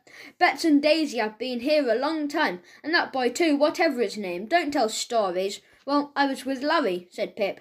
Bet saw that he was in difficulties, and he tried to rescue him by suddenly changing the subject. "Fatty fell off a hayrick this morning," she said. It certainly changed the subject. Her mother stared at her in horror. "Who did?" "That boy. Did he hurt himself?" "What were you doing on a hayrick?" Pip was afraid that Bets was going to say why they were on the hayrick, so he changed the subject quickly too. "Mummy, has Daddy got a very old pair of boots he doesn't want?" he asked innocently. His mother looked at him. "Why?" she asked. Pip was not usually interested in his father's old clothes. "Well, I happen to know someone who would be very glad of them indeed," said Pip. "Why?" asked her mother again. "Well, you see, his toes are sticking right out of his shoes," explained Pip, trying to interest his mother in the matter. "Whose toes?" said his mother astonished. Pip stopped. Now he would have to bring in the tramp, and that was part of the secret. Bother! Whatever they talked about seemed to lead back to something the find-outers were doing. "It's just a poor old tramp," said Bets. Pip glared at her. "A tramp?" said her mother. "Surely you are not making friends with people like that, Pip?" "No," said Pip desperately. "I'm not. I'm only sorry for him, that's all. You always say, Mummy, that we should be sorry for people not so well of ourselves, and help them, don't you? Well, that's why I thought of giving him some old boots." "That's all. I see," said his mother, and Pip gave a sigh of relief. "Well, I found out if there's an old pair of Daddy's boots, and if there is, you shall have them. Now do get on with your dinner." After he had finished his very late meal, Pip escaped into the garden and went to find Bets, who was in the summer house. "Bets, was Fatty all right? He wasn't really hurt, was he?" "No," said Bets. "Didn't he make a thump when he fell? Did you and Larry find the tramp? What happened?" "Well, he's not the person who did hide in the ditch, nor the one whose coat got caught in the brambles," said Pip. "We saw both his shoes and his coat. He heard all the quarrels that went on. Larry and I thought we'd ask him a few questions tomorrow when he comes to get the boots. I believe he could tell us quite a few things if he was certain we wouldn't put the police after him. He may even have spotted who was hiding in the ditch." "Ooh," said Bet, thrilled. "Oh, Pip, wasn't it funny when the tramp woke up and saw Larry kneeling in front of him, and after that all clear off doing the same thing?" "Yes, it was funny," said Pip, grinning. "Hello, there's Fatty and Buster." Fatty limped into the garden, walking extremely stiffly. He had tried to make up his mind whether to act very heroically and pooh-hoo-hoo his fall, but limped to make the others sorry for him, or whatever, to make out that he had hurt himself inside very badly and frighten them. At the moment he was behaving heroically. He smiled at Bets and Pip and sat down very gingerly. "Do you hurt much?" asked Bet sympathetically. "Oh, I'm all right," said Fatty, in a very, very brave voice. "A fall up a rick isn't much. Don't you worry about me." The others stared at him in admiration. "Hello, here are Larry and Daisy," said Pip. Fatty didn't like to say anything about his bruises, that he was simply longing to show them to the others. Larry had been thinking a lot about everything whilst he had gobbled up his late dinner and had his plans all ready. He didn't even ask poor Fatty how he felt after his fall, but started off straight away with his ideas. "Look here," he said. "I've been thinking about old Clearoff. I don't like him knowing about those footprints, so we don't want him to solve the mystery before we do. For all we know, he's got his eye on Mr. Peaks and Mr. Smelly too, as well as the tramp. We must get in first. It would be too awful if horrid old Clearoff found out everything before we did." It would, agreed everyone wholeheartedly. Buster wagged his tail. "We must see this manservant, Mr. Peaks," said Larry. "It's more important. I don't suspect the old tramp any more now that I've seen his shoes and coat. Anyway, I'm certain that if he had set fire to the cottage, he would have fled away out of the district as soon as he ever could. As it is, he's still about. I don't believe he did it. I'm much more inclined to think that Mr. Peaks did it. We must find out. We must," agreed everyone again. "I shall question the tramp closely tomorrow. And Larry," rather grandly, "I feel certain he can tell us plenty. Fatty, do you think you and Daisy could find out about Mr. Peaks tomorrow? I'll stay here with Pip and Bets and question the tramp."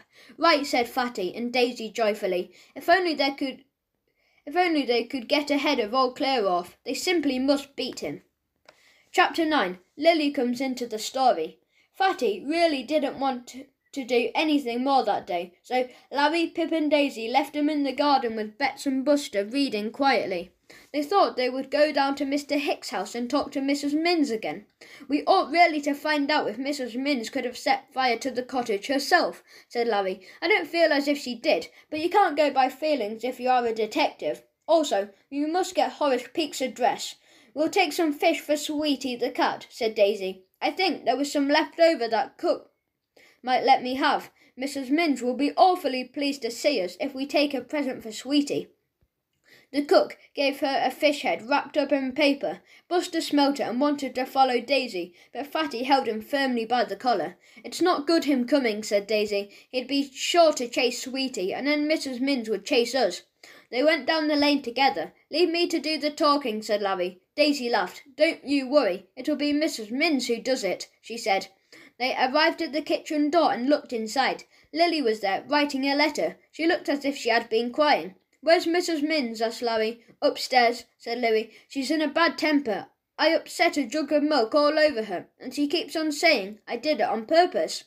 "Were you here on the night of the fire?" asked Larry. Lily shook her head. Where were you then?" asked Larry. "Didn't you see the fire?" "I saw it when I came back from my evening off," said Lily. "Never you mind where I was. It's got nothing to do with you." "I know," said Larry, surprised at Lily's violent tone. What I can't understand is, why didn't Mrs. Minns or her sister smell the fire when it began?" "Here's Mrs. Minns' sister now," said Lily, hooking up a very large woman with twinkling eyes under a big hat trimmed with flowers, came up to the kitchen door. She looked in and seemed surprised to see the children. "Hello, Mrs. Jones," said Lily sulkily. "Mrs. Minns is upstairs changing her dress. She won't be a minute." Mrs. Jones came in and sank into a rocking chair, breathing heavily. My, it's hot today, she said. Who are all these children? We live up the lane, said Pip. We've brought a fish head for Sweetie. Where are all the kittens? Asked Daisy, looking at the empty basket. Oh, said Lily, I hope they haven't gone out to the kitchen and upstairs. Mrs. Minns told me to keep the door shut. Perhaps the kittens are outside, said Larry, shutting the door that led into the hall. He didn't particularly want Mr. Hick to hear the talking in the kitchen and come in. Oh, there's Sweetie. The big black and white cat came in the kitchen, her tail straight up in the air. She smelt the fish head and went to Daisy. Daisy unwrapped it and put it into the cat's dinner bowl in a corner of the kitchen. Sweetie immediately took it out of the bowl and began to eat it on the floor. Was Sweetie frightened of the fire the other night? Asked Pip, thinking it was about time to start on the subject. She was kind of restless, said Mrs. Jones. Oh, were you here? Said Daisy, pretending to be surprised. Goodness, how was it when you didn't know the cottage was burning then? I did, said Mrs. Jones indignantly. Didn't I keep saying to Maria, Maria, there's something burning. I've got a very good nose, but Maria hasn't. I kept sniffing round the kitchen, and I even put my nose into the hall, thinking there might be something burning there. Didn't Mrs. Minns go and see if there was anything burning too? Asked Larry. Ah, Maria didn't want to move that evening, said Mrs. Jones. She'd got her rheumatism back something cruel. She was stuck, real stuck. What do you mean stuck? Said Larry with interest. Well, she sat down in the rocking chair at tea time, and she says to me, Hannah, she says, I'm stuck. My rheumatism's got me again, and I can't move. So I say to her, Maria, just stay put. I'll get the tea and everything. Mr. Hick is out, so there's no dinner to get. I'll just stay with you till your poor legs are better. The children listened, and each of them thought the same thing.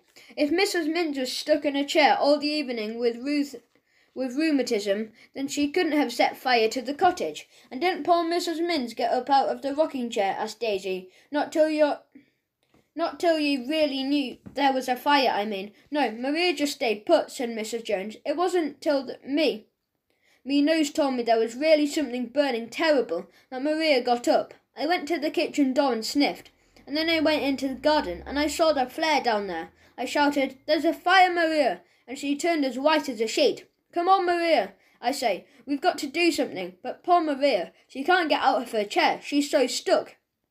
The children drank all this in. It could have been nothing to do with Mrs. Minns. If she had been so stuck with rheumatism, she wouldn't have been likely to rush around setting fire to cottages. And anyway, her sister was with her the whole time. It was quite plainly nothing to do with Mrs. Minns. That was another suspect crossed off. Mrs. Minns opened the kitchen door and came in looking angry. She had been upstairs to take off her milk-drenched dress. She glared at Lily and then looked in surprise at the three children. Well, Maria, she said, Mrs. Jones, how's the rheumatics? Good afternoon, Mrs. Minns, said Daisy. We came to bring a fish head for Sweetie. Mrs. Minns beamed. She was always touched when anyone did anything for her precious cat. That's nice of you, she said. My rheumatism's better, she said to her sister, though what it will be after being drenched with milk, I don't know, really. Things are coming to pretty pass when that girl Lily throws milk all over me. I didn't do it on purpose, said Lily sulkily. Can I go to the post with this letter? No, that you can't, said Mrs. Minns. You just get the tea ready for Mr. Hick. Go on now, stop your letter writing and get a bit of work done for a change. I want to catch the post, said Lily, looking ready to cry. Well, you won't, said Mrs. Minns unkindly. Lily started to cry, and the children felt sorry for her. She got up and began to get out cups and saucers. The children wondered how to mention Horace Peaks. They wanted to get his address, so that they might go and see him. Had Mr. Hick got a new manservant yet? Asked Larry, at last. He's been seeing some today, said Mrs. Minns, sinking into an armchair, which creaked dolefully beneath her weight. I only hope he gets one that doesn't put on airs and graces like Mr. Peaks, that's all. Does Mr. Peaks live near here? Asked Pip innocently. Yes, said Mrs. Minns. Let me see now. Where does he live? Oh, my memory, it's getting worse every day. There came a most unwelcome interruption just as it seemed that Mrs. Minns was on the point of remembering Horace Peake's address. The kitchen door shot open and 3 kittens flew through the air, landing on the floor with meows and hisses. Everyone looked round in amazement. Mr. Hicks stood at the door, his front tuft of hair bristling like a parrot's crest. "Those kittens were in my study," he shouted, "and my orders never to be obeyed." He was about to bang the door when he caught sight of the 3 children. He advanced into the kitchen and pointed a finger at them.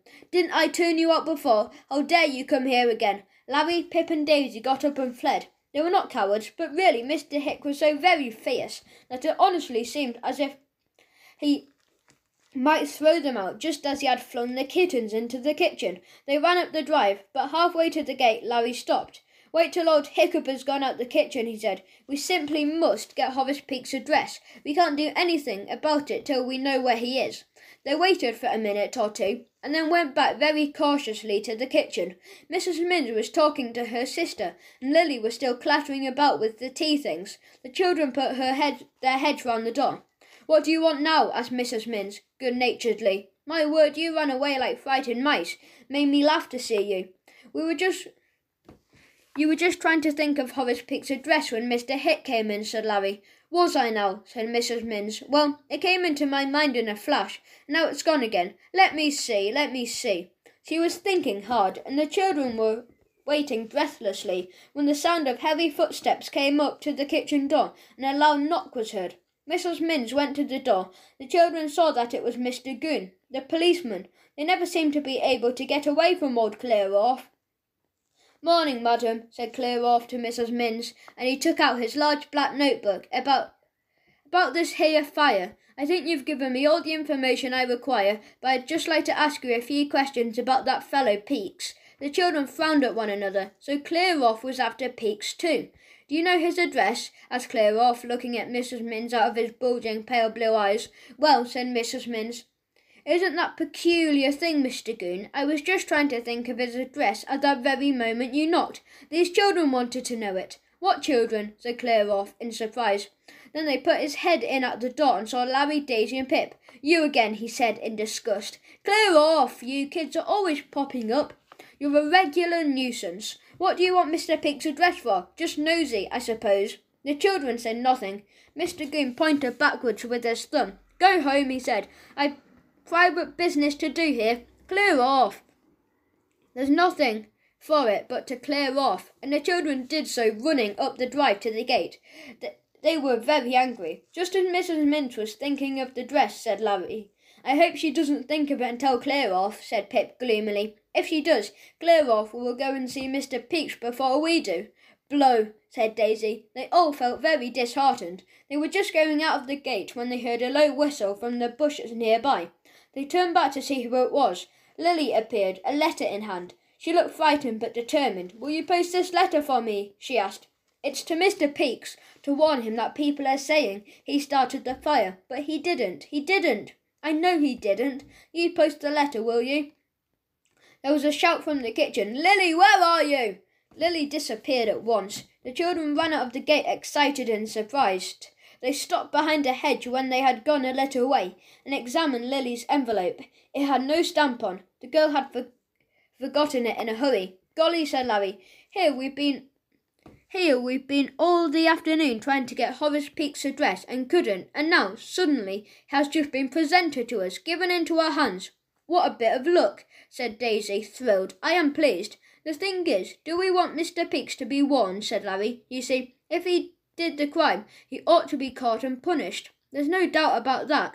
If he warned beforehand, then people are suspecting him. He might run away. Then we shouldn't solve the mystery." They all stared at one another. Then Pip had an idea. "I know. We'll go and find Mr. Peake's after tea today, instead of waiting for tomorrow.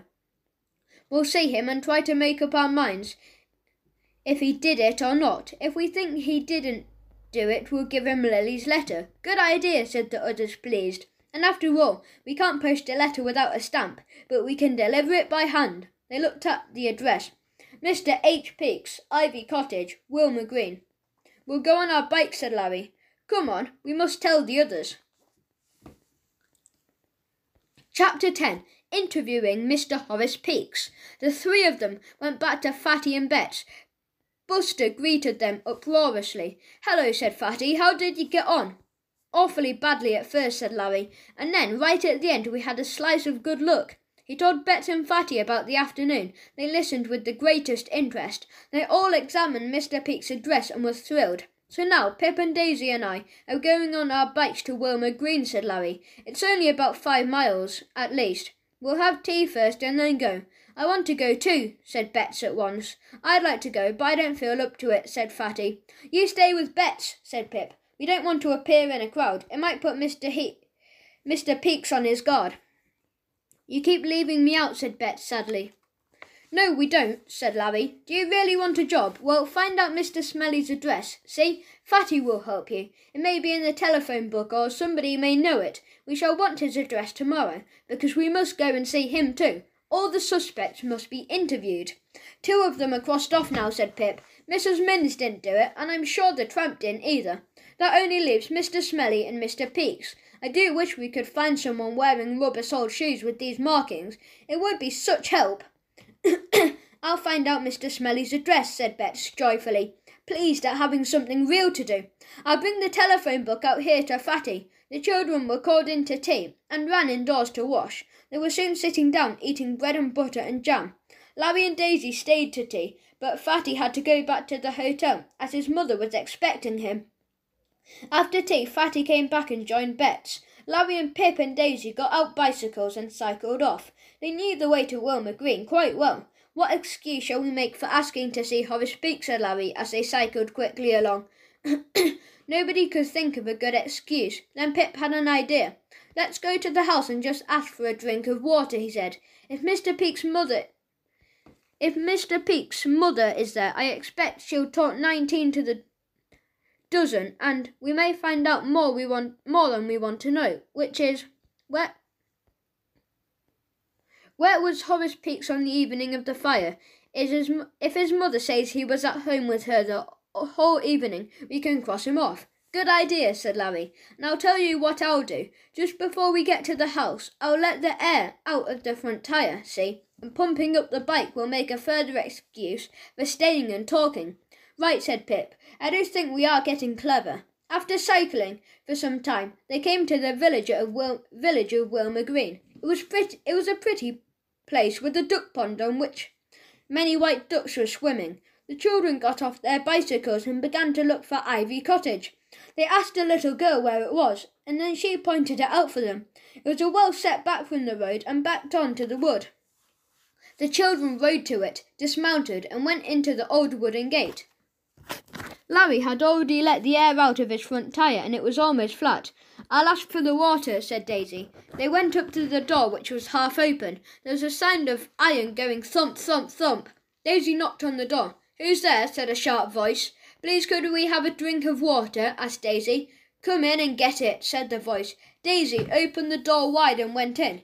She saw a sharp-faced old lady ironing a shirt. She nodded her head towards a tap over the sink. "Water's there," she said. "Cups on the shelf behind." The 2 boys came in whilst Daisy was running the water. "Good evening," they said politely. Thank you so much for letting us have some water. We've cycled quite a way and we're awfully hot," said Larry. The old lady looked at him approvingly. He was a good-looking boy and had beautiful manners when he liked.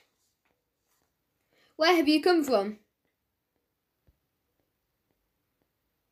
she asked, thumping with her iron. "From Peterswood," said Larry. "I don't expect you know it, do you?" "That I do," said the old lady. "My son was in service there with Mr. Hick."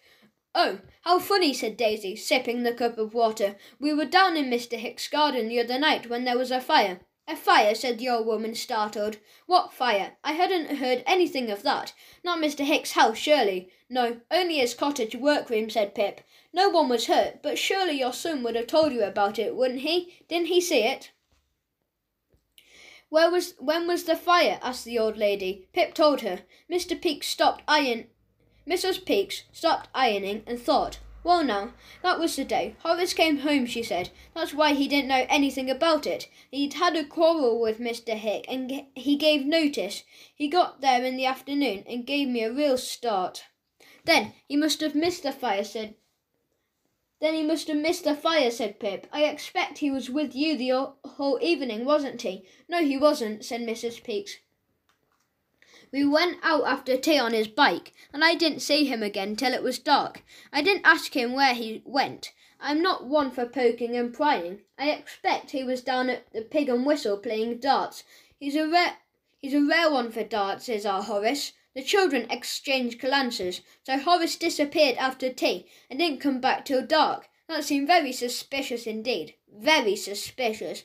Where was he that evening? It would have been so easy to slip back to Peterswood on his bike, hide in the ditch and set fire to the cottage when no one was about, and then cycle back unseen in the darkness. Larry wondered what sort of shoes Horace wore. He looked round the kitchen. There was a pair of shoes waiting to be cleaned in a corner. They were about the size of the footprint, but they didn't have rubber soles. Perhaps Mr. Peaks was wearing them now. The children wished he would come in. I must go and pump out my front tyre, said Larry, getting up. I won't be a minute. But although he left the other two quite 5 minutes to talk, there didn't seem anything more to be found out. They said goodbye to Mrs. Peaks and went to join Larry. Didn't you find out anything else? Said Pip in a low voice. Hello, who's this? Do you think it's Horace? They saw a weedy-looking young man coming in at the gate. He had an untidy lock of hair that hung over his head, a weak chin, and rather bulging blue eyes, a little like Mr. Goon's. He wore a grey flannel coat. All the children noticed this immediately. Daisy's heart began to beat fast. Could they have found the right person at last? What are you doing here? Asked Horace Peaks. We came to ask for a drink of water, said Larry, wondering if he could possibly edge round Horace to see if there was a tear in his grey coat anywhere. We found out that we came from the same place that you lived in only a little while ago, said Daisy brightly. We lived at Peterswood. That's where I worked, said Horace. Do you know that bad-tempered old Mr. Hick? I worked for him. But nothing was ever right. Nasty old man. We don't like him very much ourselves, said Pip. Did you know there was a fire at his place the day you left? How do you know what day I left? Asked Mr. Peaks, astonished. Oh, we just mentioned the fire to your mother, and she said it must have been the day you left, because you didn't know anything about it, said Pip. Well, all I can say is that Mr. Hick deserved to have his whole place burnt down. The mean, stingy, bad-tempered old fish, said Horace. I'd like to have seen it.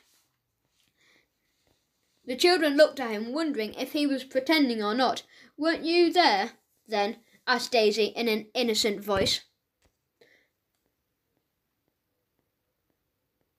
Never you mind where I was, said Mr. Peaks. He looked round at Larry. He was edging all round him to see if he could spot a tear in the grey flannel coat that Horace was wearing. What are you doing here, sniffing round me like a dog? Stop it! You've got a spot on your coat, said Larry, making up the first excuse he could think of. I'll rub it off. He pulled out his handkerchief, and with it came the letter that Lily had given to him to Horace Peaks. It fell on the ground, addressed sideways up. Horace bent to pick it up and stared at it in the utmost astonishment at his own name on the envelope. He turned to Larry. What's this? He said. Larry could have kicked himself for his carelessness. Oh, it's for you, he said. Lily asked us to post it to you, but we were coming over here. We thought we might as well deliver it by hand.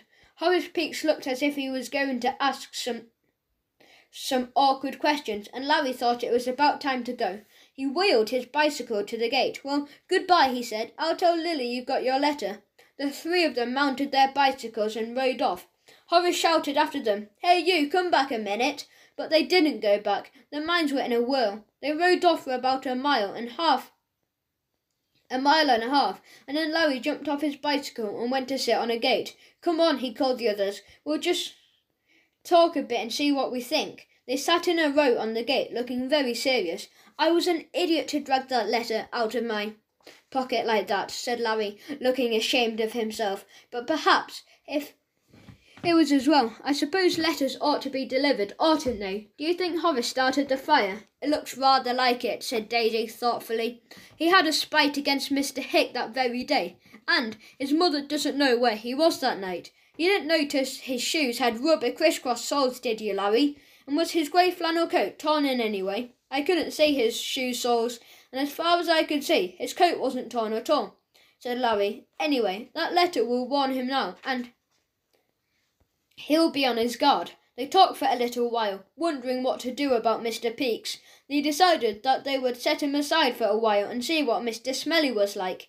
It seemed to rest now between Horace Peaks and Mr. Smelly. It was no good deciding about Mr. Peaks until they had also seen Mr. Smelly. They mounted their bicycles again and set off. They freewheeled down a hill and rounded a corner. Larry went into someone with a crash. He fell off, and so did the other person. Larry sat up and stared apologetically of the man in the road. To his horror, it was old Clearoff. "What, you again?" yelled Mr. Goon in a most threatening voice. Larry hurriedly got up. The other two were farther down the road, laughing. "What you doing?" yelled Mr. Goon as Larry stood his bicycle upright, ready to mount again. "I'm clearing off," shouted Larry. "Can't you see? I'm clearing off." And the three of them rode giggling down the hill, pausing to wonder every now and again if old Clearoff was on his way to see Horace Peaks. Well, Horace was now warned by Lily's letter, so Mr. Goon wouldn't get much out of him. That was certain. Chapter 11. The Tramp Turns Up Again. It was 7 o'clock when the three of them rode up Pip's drive. Bet was getting worried because her bedtime was coming very near, and she couldn't bear to think that she would have to go before she heard the news that Larry, Daisy and Pips might be bringing. She jumped for joy when she heard their bicycle bells jangling as they rode at the top speed at the drive. It was such a lovely evening that she, Fatty and Buster were still in the garden. Fatty had examined his bruises again and was pleased to see that they were now a marvellous red purple. Although they hurt him, he couldn't help being proud of them. "What news? What news?" yelled Bets as the three travellers returned. "Plenty," cried Larry. "Half a tick. Let's put our bikes away." Soon, all five and Buster were sitting in the summer house talking. Fatty's eyes already dropped out of his head when she heard how Larry had dragged the letter out of the pocket and dropped it by accident at Horace Peaks' feet. "But Clearoff's on his trail all right," said Pip. "We met him as we were going home. Larry knocked him off his bike going round the corner. Clearoff must be brighter than we think. He's a little way behind us, that's all." "Well, we'd better get on Mr. Smelly's track as soon as possible tomorrow," said Fatty. "Bets and I have got his address." "Good for you," said Larry. "Where does he live?" "It was in the telephone book," said Bets. "It was very easy to find because there was only one Mr. Smelly. He lives at Willow Dean, Jeffrey's Lane." "Why, that's just at the back of our garden," said Larry in surprise. "Isn't it, Daisy? Willow Dean backs onto half our garden. I never knew who lived there because we've never seen anyone in the garden except an old woman." "That would be Miss Miggle, the housekeeper," said Fatty. "How do you know?" said Daisy in surprise. "Oh, Bets and I have been very good find-outers today," said Fatty with a grin. "We asked your gardener where Willow Dean was, and he knew it, because his brother works there, and he told us about Miss Miggle, and how difficult she finds it to keep old Mr. Smelly clean, and make him have his meals, and remember to put his mac on when it rains, and so on." "What's the matter with him then?" said Larry. "Is he mad or silly or something?" "Oh no, he's something ologist," said Bets. "He studies old papers and documents and knows more about them than anyone else. He doesn't care about anything but old writings, the gardener says. He's got some very, very valuable ones himself. Well, as he conveniently lives so near us, perhaps Larry and I could interview him tomorrow," said Daisy, very much looking forward to a bit more find-outing, as Bets kept calling it. "I think we were getting rather good at interviewing. I bet we're better than old Clearoff. Any suspect would know that once Mr. Goon was after him and would be careful what he said. But people talk to children without thinking anything about it." Larry got his notes out from behind the loose board in the summer house. We must add a bit to them," he said, and began to write. Pip got out the matchbox and opened it. He wanted to see if the bit of grey flannel was like the grey coat that Horace Peaks had worn. It did look rather like it. Still, Larry couldn't see any torn bits, said Pip. "And I had a good look at his trousers too, but I couldn't see any tear in them." The children stared at the grey flannel. Pip put it back in the box. He unfolded Fatty's beautiful drawing of the footprints and grinned as he remembered the tail, ears and hands that he and Larry had so solemnly talked about when they first looked at the footprints in the drawing. You know, it's not half bad drawing, said Pip. Fatty brightened up very much, but he was a wise enough not to say a word this time. I shall learn these crisscross markings by heart, so that if I ever come across them at any time, I shall know them at once. I'll learn them too, said Bets, and she started looking seriously at the drawing. She felt quite certain that if ever she spotted a footprint anywhere in the mud with those special markings, she would know them immediately. I finished my note, said Larry. I can't say that our clues have helped us at all. We must really find out if Mr. Peaks wears rubber-soled shoes, and we mustn't forget to look at Mr. Smelly's either. But they may not be wearing them, objected Fatty. They might have been in their cupboard or in their bedroom. Perhaps we could peep into Mr. Smelly's boot cupboard, said Larry, who hadn't the faintest idea how he would set about doing such a thing. Listen, there were 4 suspects. One was Mrs. Minns, but as she had rheumatism all the evening of the fire and was stuck in her chair, according to her sister, she couldn't have started the fire. So that leaves 3 suspects. The tramp was another suspect, but as he does not wear rubber-soled shoes or grey coat and did not get away quickly as we might have expected him to, we can practically rule him out too. So that leaves 2 suspects. I think it was Horace Peaks, said Pip. Why shouldn't he tell us where he was on the evening of the fire? That's very suspicious. Well, if Mr. Smelly can tell us where he was, that will only leave Horace Peaks, said Larry. Then we will really pay all our attention to him. Find out what his shoes are like, and if he has a grey coat indoors with tear, and what he was doing that evening, and everything. Then what do we do? Asked Bets. Go and tell the police? What, tell old Clearoff and have him taking all the credit and praise to himself? Cried Larry. I should think not. We ought to go to the Inspector of Police himself, Inspector Jenks. He's head of all the police in the district. Daddy knows him quite well. He's a very, very clever man, and he lives in the next town. I shouldn't be frightened of him, said Bets. I should be frightened of him, said Bets. I'm even a bit frightened of Clearoff. Pooh, frightened of that old stick in the mud with his foggy eyes, said Fatty. You want to be like Larry, sail down the hill on your bike and knock him off, crash round the corner. Everyone laughed. They were called for dinner, and the 5 find-outers got up, with Buster running round their legs. Fatty said good night and went to have dinner with his father and mother at the hotel. Larry and Daisy got their bicycles and rode home. Pip went to supper and Bets went off to bed. Buster went with Fatty. Tomorrow, that old tramp will come to get his boots. Mummy has looked out for him, said Pip to Bets. We'll ask him a few questions. What questions? Asked Bets. We'll ask him straight if he saw Horace Peaks in the ditch, hiding, said Pip. If he says yes, that will be a great help to us. None of the children slept very well that night, for they were all excited over the happenings of the day. Bets dreamt of Clearoff and woke up with a squeal, dreaming that he was putting her in prison for starting the fire. Fatty slept badly because of his bruises. It didn't matter how he lay. He seemed to lie on 2 or 3. It had been arranged that the next day Pip and Bets and Fatty should stay in the garden on the lookout for the tramp. Pip should question him carefully. Larry had told him what to ask.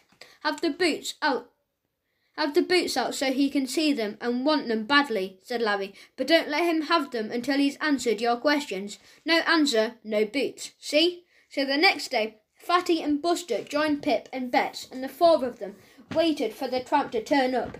The tramp did turn up. He slipped slyly in the back gate, looking all round about as if he thought someone was after him. He still had on those terrible old shoes with toes sticking out of the upper parts. Pip saw him and gave a low call. Hello, come over here.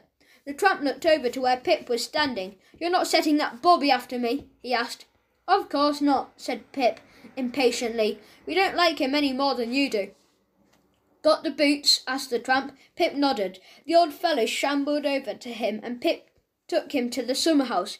There was a small wooden table there and the boots were on it. The tramp's eyes gleamed when he saw them. Good boots, he said. They'll fit me proper. Wait a minute, said Pip, as the tramp put out his hands to take them. Wait a minute. We want you to answer a few questions first, please. The tramp stared at him and looked sulky. I'm not going to be mixed up in no trouble, he said. Of course not, said Pip. We shan't split on you.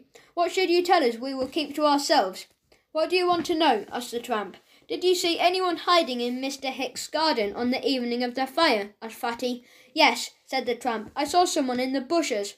Bets, Pip and Fatty felt quite breathless. "Did you really see them?" asked Pip. "Course I seen them," said the tramp. "I see plenty of people in the garden that evening, so I did." "Where were you?" asked Bets curiously. "That's none of your business," said the tramp roughly. "I wasn't doing no harm. Probably watching the hen house waiting for a chance of an egg or two, even though old Hiccup had chased him away," thought Pip, quite correctly. They all stared at the tramp, and he stared back. Was the person who was hiding in the bushes a young man with a lock of hair falling over his forehead? asked Pip, describing Horace Peaks. "Did he sort of have bulgy eyes?" "Don't know about his eyes," said the tramp, "but he had a lock of hair all right. He was whispering to someone, but I couldn't see who." This was news. Horace Peaks was hiding in the bushes with somebody else. Were there two people concerned in the crime then? It was a puzzle. Could Horace Peaks and Mr. Smelly have planned the fire together? The children didn't know what to think. "Look here," began Pip, but the tramp had had enough. "You give me them boots," he said, and he stretched out his hands for them. "I'm not saying no more, but getting myself into trouble if I don't look out. I don't want to be mixed up in anything." "I don't. I'm a very honest fellow." He took the boots and put them on. He would not say a word more. "He seems to have gone dumb," said Pip. They watched the tramp walk away in his new boots, which were a little too big for him, but otherwise very comfortable. "Well, the mystery is getting deeper," said Fatty. "Now we seem to have two people hiding in the garden instead of one. There's no doubt one was dear Horace, but who was the other? Perhaps Larry and Daisy will have some news for us when they come." Buster had growled nearly all the time the tramp had been in the summer house. Fatty had to hold him tight, or he would have flown at the dirty old fellow. Now he suddenly began to bark joyously. "It's Larry and Daisy," said Bets. "Oh, good. I wonder if they've got any news." Chapter 12. Mr. Smelly and a rubber-soled shoe. Larry and Daisy had spent an exciting morning. They had decided to interview old Smelly as soon as possible and get it over with. They talked over the best way of tackling him. "We can't very well go and ask for a drink of water or anything like that," said Daisy. "I simply can't imagine what excuse we can make up for going to see him."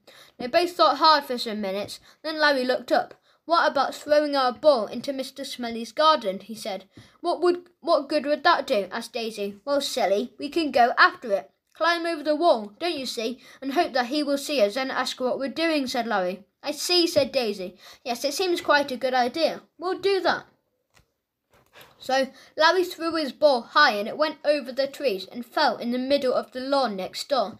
The children ran down the wall at the bottom. In a moment or two they were over it and in the bushes at the end of Mr. Smelly's garden. They went boldly out onto the lawn and began hunting for the ball. They could see it quite well, for it was an edge of rose bed on the lawn. They called to one another as they hunted, hoping that someone in the house would hear them and come to the window.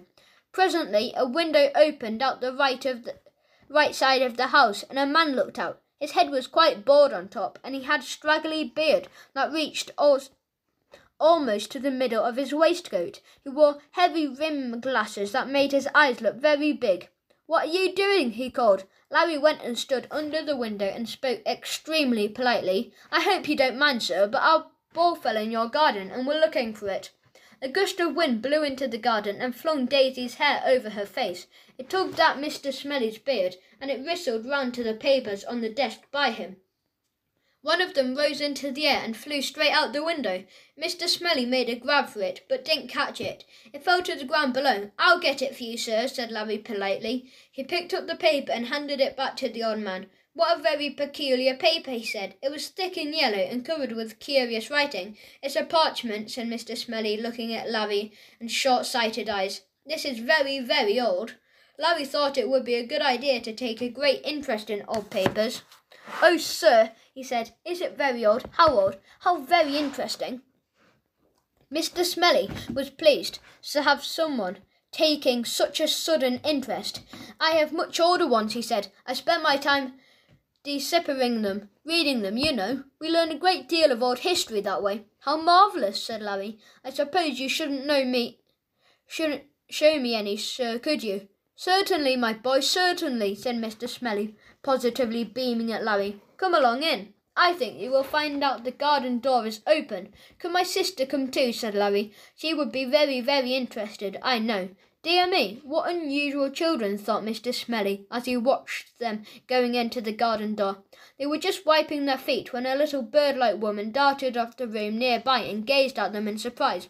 Whatever are you doing here? She said. This is Mr. Smelly's house. He doesn't allow anyone inside. He's just asked us in, said Larry politely. We have wiped our feet very carefully. Just asked you in, said Miss Miggle. The housekeeper filled with astonishment, but he never asks anyone in except Mr. Hick, and since they quarrelled, even he hasn't been there. But perhaps Mr. Smelly has visited Mr. Hick, said Larry, still wiping his feet, anxious to go in with the conversation. No, indeed he hasn't, said Miss Miggle. He told me that he wasn't going to visit anyone who did. Poor old gentleman. He doesn't deserve to be shouted at. He's a very absent-minded and a bit odd sometimes, but there's no harm in him. Didn't he go down and see the fire when Mr. Hick's workroom got burnt? Asked Daisy. Miss Miggle shook her head. He went out of his usual walk that evening, she said, about 6 o'clock, but he came back before the fire was discovered. The children looked at one another. So Mr. Smelly had gone out that evening. Could he possibly have slipped down to Mr. Hick's, started the fire, and come back again? Did you see the fire? Asked the housekeeper with interest, but the children had no time to answer, for Mr. Smelly came out to see what they were doing.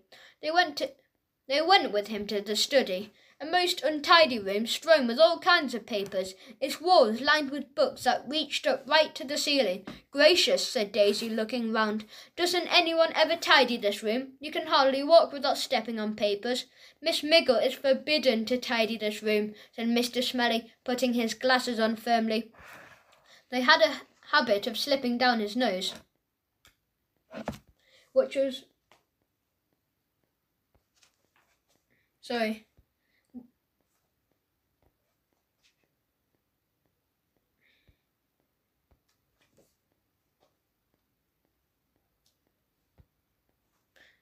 rather small. Now let me show you these odd books written on rolls of paper in the year. Let me see now. In the year, I must look it up again. I know it quite well. But that fellow Mr. Hick always contradicts me, and he muddles up my mind so that I can't remember. I expect your quarrel a day or two ago really upset you, said Daisy, most sympathetically. Mr. Smelly took off his glasses, polished them, and put them back on his nose again. Yes, he said, yes, I don't like quarrels. Hick is a most intelligent fellow, but he gets very angry if I don't always agree with him. Now this document. The children listened patiently, not understanding a word of the long speech that Mr. Smelly was making.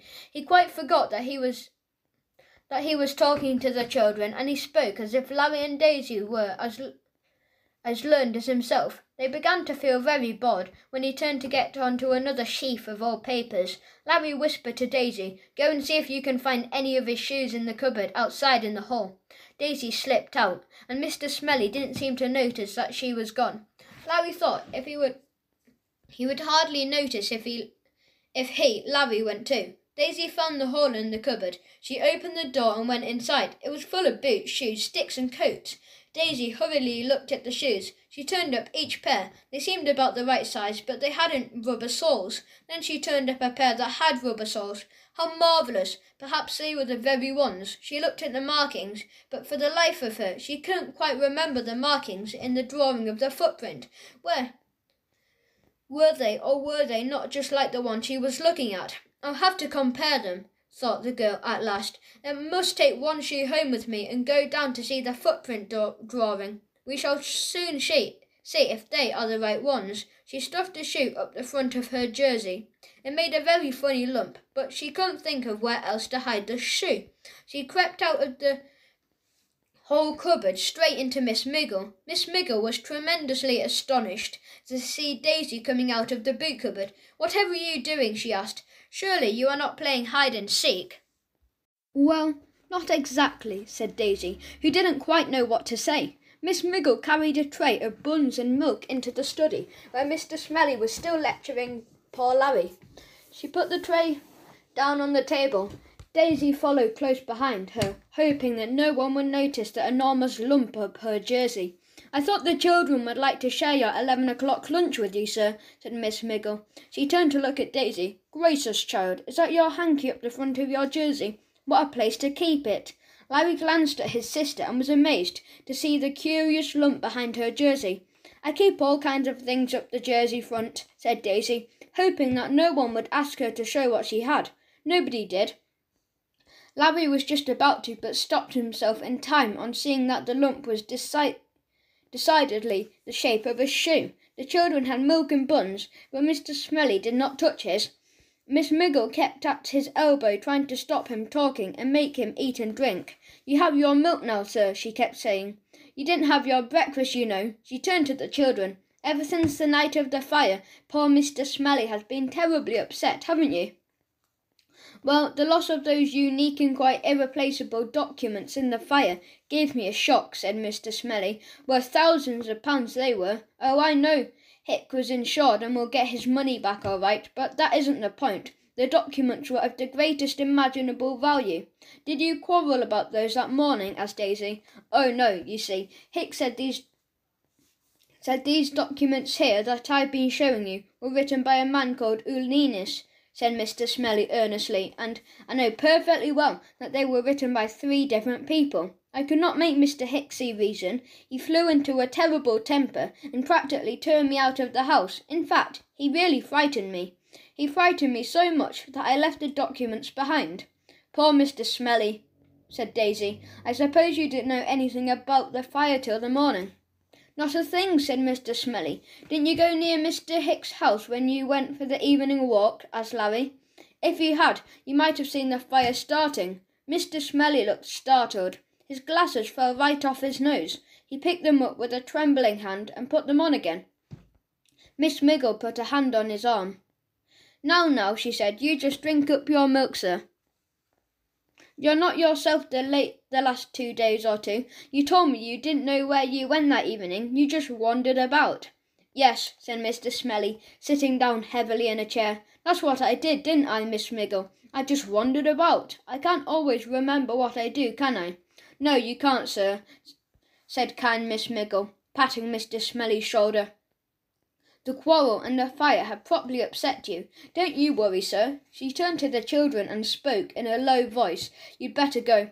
He's got himself a bit upset." The children nodded and slipped out. They went into the garden, ran down to the bottom and climbed over the wall. "Funny, isn't it?" said Daisy. "Why did he act so strangely when we began to ask him what he did of the evening of the fire? Do you suppose he did start it and has forgotten all about it, or remembers it and is frightened, or what? It's a puzzle," said Larry. "He seems too gentle a man to do anything so awful as burn down a cottage. But he might be fierce in some odd way. What have you got under your jersey, Daisy?" "A rubber-soled shoe with funny markings," said Daisy, bringing it out. "Do you think it's like the footprint?" "It looks like it might be," said Larry, getting excited. "Let's go straight to the others and compare it with the drawing. Come on, I can hardly wait." Chapter 13. A surprising talk with Lily. Larry and Daisy rushed up to the others. They stared at the shoe in her hand in excitement. "Daisy, oh Daisy, have you found the rubber-soled shoes that belonged to the man who burnt the cottage?" cried Fatty. "I think so," said Daisy importantly. "You'll see. Larry and I went to Mr. Smellie as we had planned to, and whilst he was talking to Larry, I slipped away and in his whole cupboard, where shoes and things are kept, and among the shoes I found one pair that had rubber soles, and I'm almost certain the markings are the same as the footprints were." The children crowded round to look. "It certainly looked very like the right shoe," said Pip. "It is," said Fatty. "I ought to know because I drew the prints." "Well, I don't think it is," said Bets unexpectedly. "The squares on the crisscross pattern aren't quite so big. I'm sure they're not." "As if you could tell," said Pip scornfully. "I think we've got the right shoe, and we'll prove it. Get the drawing out of the summer-house, Fatty." Fatty went to get it. He took it from behind the loose board and brought it out to the others. They unfolded it, feeling very thrilled. They all gazed at the drawing and then at the underneath of Mr. Smellie's shoe. They looked very, very hard indeed, and then they sighed in disappointment. Betts is right, said Fatty. The squares in the pattern of the rubber sole are not quite as big as in my drawing, and I do know my drawing is quite correct, because I measured everything carefully. I'm awfully good at things like that. I never make—" "Shut up," said Larry, who's always felt cross when Fatty began his boasting. "Betts, as you say, is quite right. Good for you, young Betts." Betts glowed with pleasure. She really had learnt that drawing off by heart, as she had said she would, but she was as disappointed as the others that Daisy had not found the right shape after all. "It's awfully difficult being a find-outer, isn't it?" said Betts. "We keep finding out things that aren't much help, or that make everything even more difficult. Pip, tell Larry and Daisy what the tramp said." "Oh yes, you must hear about that," said Pip. And he began to tell Larry and Daisy what had happened with the tramp. "So now you see, it's a bigger puzzle than ever," finished Pip. "The tramp saw Mr. Peaks all right, hiding in the bushes, but he heard him whispering to someone else. Was it old Mr. Smelly, do you think? You say that he went out for a walk that evening, and we know that Mr. Peaks was out at the time too. Do you suppose they planned the fire together?" "They might have," said Larry thoughtfully. "They must have known one another, and they might have got together that day and made up their minds to punish old Hiccup for his unkindness. However can we find out?" "Perhaps we had better see Mr. Smelly again," said Daisy. "Anyway, we must put back his shoe somehow. We can't keep it. Anyone seen Clara off today?" Nobody had, and nobody wanted to. The children talked over what they were to do next. At the moment, everything seemed rather muddled and difficult, although they had ruled out Mrs. Minns and the tramp from their list of suspects. It seemed impossible to know whether Mr. Peaks or Mr. Smelly, or both, had really done the crime. "It wouldn't be so bad idea to go and see Lily," said Fatty suddenly. "She might tell us a few things about Horace Peaks after all. She wrote him a letter to warn him. She might know more than we think." "But Lily wasn't there that evening," said Daisy. "It was her evening off. She said so." "Well, how are we to know she didn't go back to Hiccup's and hide in the garden?" said Fatty. "It seems as if half the village was hiding in that garden on the evening of the fire," said Larry. "The old tramp was there, and we think Mr. Smelly was, and we know Mr. Peaks was, and now you say perhaps Lily was too." "I know, it's really funny to think about how full Hiccup's garden was that evening," grinned Fatty. "Well, don't you think it would be a good idea to go and see Lily? I don't suspect her of anything, but it would be just so well to see if she can tell us anything to help us." "Yes, it's quite a good idea," said Larry. "Blow, it's lunchtime. Pip, we'll have to learn things till this afternoon. We'll all go down and see Lily. We'll take something for the cat and kittens again. And what about Mr. Smelly's shoe? When shall we take that back?" "We'd better take it back this evening," said Daisy. "You take it back, Larry, when it's dark. You may find the garden door open, and you can just slip in and put the shoe back." "Right," said Larry, and got up to go. "We'll be back after lunch, find-outers." Pip and Bet were running to the house, afraid of getting into trouble if they waited any longer. Fatty went off with Buster. They all met together again at 2:30. Daisy had stopped at the fishmonger's and bought some fish for the cats. It smelt very strong, and Buster kept worrying her to undo the paper. "Come on, let's get going. We'd better get off quickly, or it will be tea time before we finish talking," said Fatty. So they set off down the lane to find Lily. They felt certain they would not be caught by Hiccup this time, because Pip had seen him go by in his car not long before. "One or two of us must talk to Mrs. Minns," said Larry, "and the others had better try and get Lily out into the garden and talk to her. We'll see how things go." But, as it happened, everything was very easy. Mrs. Minns was out, and there was no one in the kitchen but Lily. She was pleased to see the children and Buster. "I'll just put Sweetie and the kittens in the hall and shut the door," she said. "Then the little dog can come in. I like dogs." "What's his name?" "Buster. That's a nice name for a dog. Buster, Buster, Buster, would you like a bone?" Soon the cat and kittens were safely out of the way, and Buster was gnawing at a bone on the floor. Lily got out some chocolate from a drawer and handed it round. The children liked her. She seemed much more cheerful without Mrs. Minns to shout at her.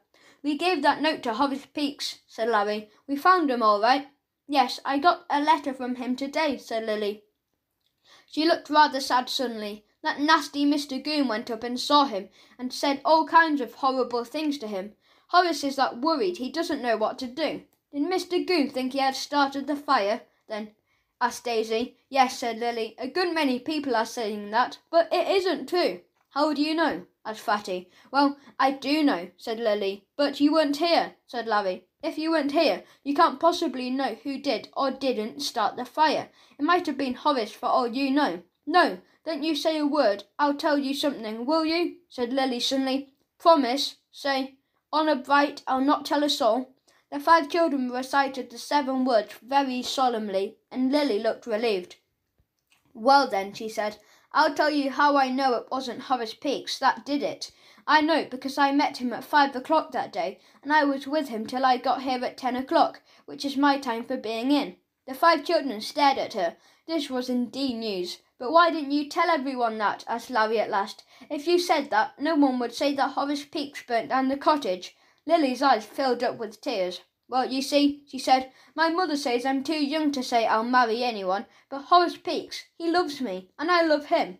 My father said he'd punish me if he caught me walking out with Horace Peaks, and Mrs. Minns said she'd tell my father if ever she caught me speaking a word to him, so I didn't dare to go out to the pictures with him, or even talk to him in the house. Poor Lily, said Daisy. So, when you heard everyone talking against him, you were very upset and wrote to warn him. Yes, said Lily, and you see, I told that I was out with him that night. My father will punish me, and maybe Mrs. Minns will send me off, so I'll lose my job, and Horace can't say he was with me, because he knows it will be hard for me if he does. Where did you go? Asked Fatty. I went on my bicycle halfway to Wilmer Green, said Lily. We met at his sister's there, and had tea together, and a bite of supper. We told his sister all about how poor Horace Peaks had lost his job the day, and she said maybe her husband would give him some work till he could find another job. Fatty remembered that the tramp had seen Horace Peaks in the garden that evening, and he looked sharply at Lily. Could she be telling the truth? Are you sure that Horace Peaks didn't come here at all that night? He said. The others knew why he said it. They too remembered that the tramp had said he'd seen Horace Peaks. No, no, cried Lily, raising her voice in fright. She twisted her handkerchief round and round in her hands, and stared at the children. Horace Peaks wasn't anywhere near here, I'll tell you. We met at his sister's. You can ask her. She'll tell you. Larry felt certain that Lily was frightened and was not telling the truth. He decided to be bold. Lily, he said, in a very solemn voice, somebody saw Horace Peaks in the garden that evening. Lily stared at Larry with wide, horrified eyes. No, she said. They couldn't have seen him. They couldn't. Well, they did, said Larry. Lily stared at him for a moment and then began to sob. Who could have seen him? She said. Mrs. Minns and her sister were here in the kitchen. Mr. Hick and the chauffeur were out. There wasn't anyone about. I know there wasn't. How do you know if you weren't here? Asked Larry. Well, said Lily, swallowing a sob. Well, I'll tell you. I was here. Now don't you forget you've said honour bright you won't tell a soul. You see, this is what happened. I rode off to meet Horace, and when I met him, he told me he left some of his things at Mr. Hick's, and he wanted them, but he didn't dare go and ask Mr. Hick for them. So I said to him, well, Horace, I said, Mr. Hick's out. Why don't you come along and get them now before he comes back? The children listened breathlessly. They were getting the truth at last.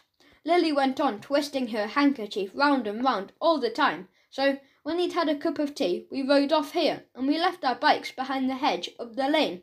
Nobody saw us. We walked down behind the hedge till we got to Mr. Hick's. Then we both slipped into the bushes and waited a bit to see if anyone was about.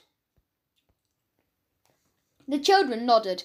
The tramp had said that he had heard Mr. Peaks whispering to someone, and that someone must have been Lily. I soon found out that then Mrs. Minns had got her sister talking to her, went on Lily, and I knew they'd sit there for ages. I said to Horace that I'd got his things for him if he liked, but he wanted to get them himself, so I kept watch whilst he slipped into the house by an open window, got his things, and came out into the bushes again. Then we went off on our bikes without seeing a soul. And Horace didn't slip down the garden to the workroom? Asked Larry. Lily looked indignant. That he didn't, she said. For one thing, I've seen him. For another thing, he hasn't gone more than 3 minutes. And for another thing, my Horace wouldn't do a thing like that. Well, That lets Horace out, said Larry, saying aloud what everyone else was thinking. He couldn't have done it. I'm glad you told us all this, Lily. Golly, I do wonder who did it then. It only leaves Mr. Smelly, said Betts without thinking.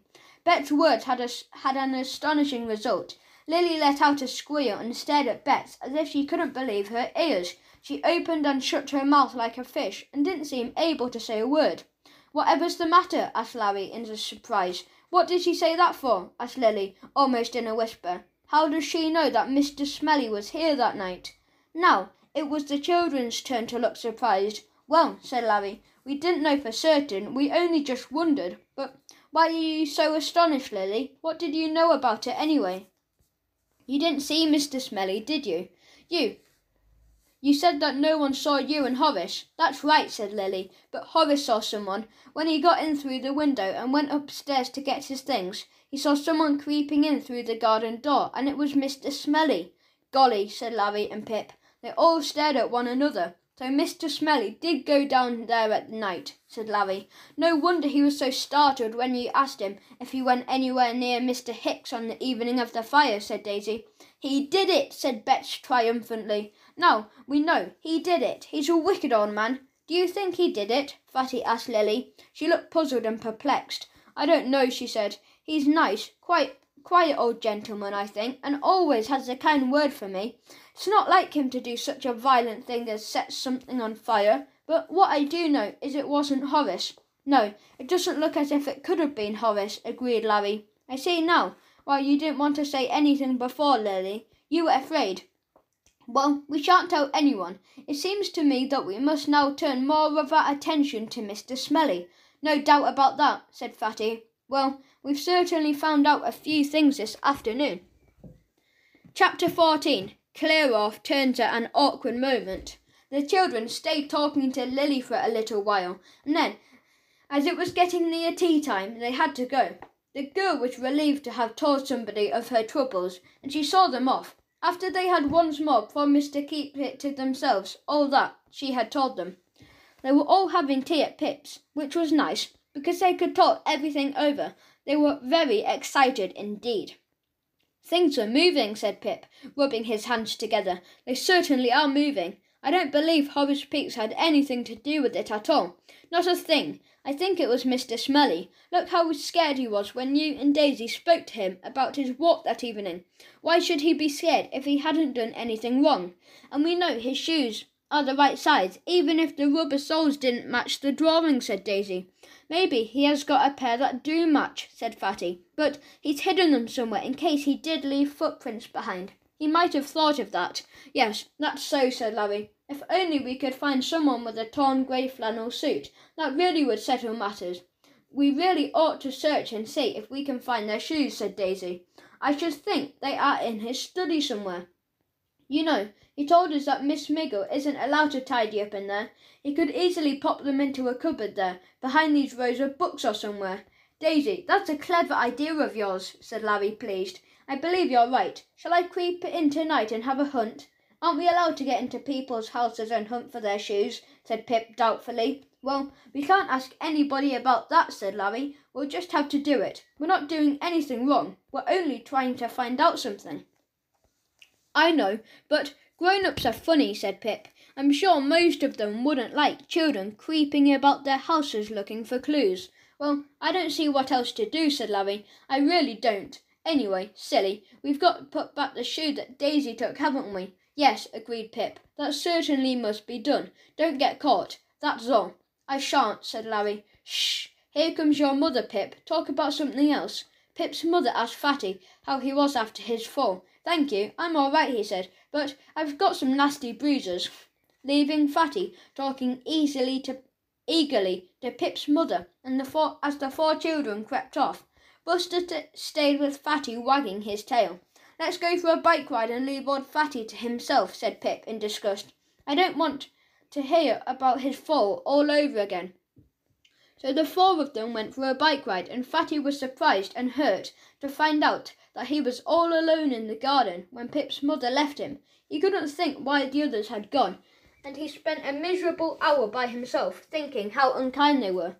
When they came back, he greeted them with a volley of complaints. You are mean. Why did you go off like that? Is that the way you behave? Pip, when people come to tea with you, you're horrid. Well, we thought you'd probably be about an hour boasting to Pip's mother, said Larry. Don't look so fierce, Fatty. You shouldn't be such an idiot. Going off at me like finding clues and things without me, said Fatty angrily. Aren't I a find-outer too? What have you been doing? Seeing Horace Peaks or Lily again? You are mean. We didn't see anyone, said Bet, feeling sorry for Fatty. She had so often been left out of things because she was younger than the others, and she knew how horrid it was to feel left out. We only went for a bike ride, but Fatty was really offended and hurt. I don't think I want to belong to the find-outers any more, he said. I'll take my drawing of the footprints and go. I can see you don't want me. Come on, Buster. Nobody wanted Buster to leave the find-outers, and they really didn't want Fatty to either. He wasn't so bad once you got used to him. Daisy went after him. Come on back, silly, she said. We do want you. We want to discuss what to do tonight about Mr. Smelly's shoes. You come and say what we ought to do. I want to go into Mr. Smelly's house and keep guard for Larry whilst he is hunting for the shoes. We think Mr. Smelly has hidden, but he won't let me. Fatty went back to the others, still looking rather sulky. Larry, I do wish you'd let me creep into Mr. Smelly's house with you, said Daisy. Fatty, don't you think I really ought to keep guard for him? No, I don't, said Fatty. I think I ought to go with Larry. You shall do the hunting, and I'll watch out that nobody discovers you. No, I'll go, said Pip at once. You wouldn't be able to slip out without being seen, said Larry. Fatty could. His parents don't seem to bother about him much. All right, Fatty, you come and help me then. I thought I'd wait until about 9:30 and then scout about and see if old Mr. Smelly is still in his study. It's no use trying anything till he's gone to bed. He may be one of those people that stays up till about 3 o'clock in the morning. Of course, we'll have to see. Well, I'll be along about 9:30, said Fatty. Where's the shoe? In the summer house. I'll bring it with me, in case your mother wants to know where you got it from. It'll be dark then, and no one will see what I'm carrying. Fatty cheered up very much when he found out that there was something really exciting he could join in. He forgot his sulks and discussed where to meet Larry. I shall climb over the wall at the bottom of the garden, said Larry, but you, Fatty, had better go up in the road of Mr. Smelly's house and go into the drive there and round in the back that way. Meet me somewhere all the back of the house, see? Right, said Fatty. I'll hoot like an owl to tell you when I'm there. Can you hoot? Said Bets in surprise. Yes, listen, said Fatty. He put his 2 thumbs side by side frontways and cupped them together. He blew carefully between his thumbs, and at once mournful, quavering hoot, just like an owl's, came from his closed hands. It was marvellous. Oh, you are clever, Fatty, said Bets in a great admiration. Fatty blew again, and an owl's hoot sounded over the garden. He really was very good at it. Simply wonderful, said Bets. Fatty opened his mouth to say something. He could make much better bird and animal noises than that, but caught a look in Larry's eye that warned him in time to say nothing. He shut his mouth again hurriedly. Well, said Larry, that's it settled then. You meet me at 9:30 behind Mr. Smelly's house, and hoot like an owl to tell me you're there. I shall probably be hiding in the bushes somewhere, waiting for you. The children all felt excited as they went to bed that night. At least, Fatty didn't want to go to bed, though. Larry did. But then, Larry's mother usually came to tuck him and say good night, and Fatty's didn't, so Fatty felt quite safe as he sat fully dressed in his bedroom reading a book to make the time pass. At 9:10 he switched off his light and put his nose outside his bedroom door. There was no one about. He slipped along a passage and down the stairs. Out of the garden door he went and into the hotel garden. In half a minute he was in the lane and running up with the shoe tucked under his coat. At just before 9:30 he came to Mr. Smelly's house and stopped outside the front gate. The house was quite dark. Fatty walked up and down for a moment or two to make quite certain that there was no one about. He didn't see someone standing quite still by one of the big trees that lined the road. He walked down in front of the house once more, making up his mind to go into the drive, and then quite suddenly he felt a strong hand on his shoulder. Poor Fatty almost jumped out of his skin. Oh! he said, frightened, and the shoe dropped from beneath his coat. "Oh," said the voice that Fatty knew only too well. "Oh!" A torch was flashed into his face, and the voice said, "Oh!" again, the time more loudly. It was Clear Rolf's voice. He had been standing quietly beside the tree, and had been astonished to see Fatty come up the lane and walk softly up and down in front of the house. Now he was even more astonished to find that it was one of the children. He bent down and picked up the shoe. He stared at it in the greatest astonishment. "What's this?" he said. "It looks like a shoe," said Fatty. "Let me go. You've got no right to clutch me like that." "What are you doing with the shoe?" asked Clear Rolf in an astonished voice. "Where's the others?" "I don't exactly know," said Fatty truthfully. "None of your cheek," he said. He turned the shoe upside down and saw the rubber sole. At once the same thought flashed across his mind as it had flashed across Daisy's when she had first seen it. The markings were like those on the footprint. Mr. Goon stared at the shoe in amazement. He flashed his torch at Fatty again. "Where did you get this?" he asked. "Whose is it?" Fatty looked obstinate. "Someone found it and gave it to me," he said at last. "I shall keep it for the time being," said Mr. Goon. "Now you just come along me for a minute." But Fatty didn't mean to do that. With a sudden quick twist, he was out of Clear Rolf's grasp and tearing up the lane as fast as he could go. He went right to the top and then round and round into the lane in which Larry's house stood. He slipped into Larry's drive when he came to it and made his way to the bottom of the garden. His heart beating loudly, he shinned up to the top of the wall and dropped down. He made his way cautiously to the back of the house. Then he hooted like an owl. "Woo-hoo! Woo-hoo!" Chapter 15. A Fright for Larry and Fatty. In another moment, poor Fatty almost jumped out of his skin again. Someone clutched his arm. He had been expecting an answering whistle or hoot from somewhere about, but he had not guessed that Larry was behind a bush that he himself was standing by. "Ah!" said Fatty, startled. "Shh!" came Larry's voice in a whisper. "Have you got the shoe?" "No," said Fatty, and explained quickly what had happened to it. Larry listened in dismay. "You are an idiot," he said, "giving one of our best clues away to old Clear Rolf like that. He'll know we are after the same ideas as he is now." "The shoe wasn't a clue," argued Fatty. It was a mistake. We thought it was a clue, but it wasn't. Anyway, Clear Rolf's got it, and I really couldn't help. He nearly got me too. I only just managed to twist away." "What shall we do?" asked Larry. "Shall we go in and hunt now? There's no light in the study. Old Mr. Smelly must have gone to bed." "Yes, come on," said Fatty. "Where's the garden door?" They soon found it, and to their great delight it was still unlocked. As there was a light from the kitchen, the two boys thought that Miss Miggle was still up. They decided to be very cautious indeed. They slipped in at the door.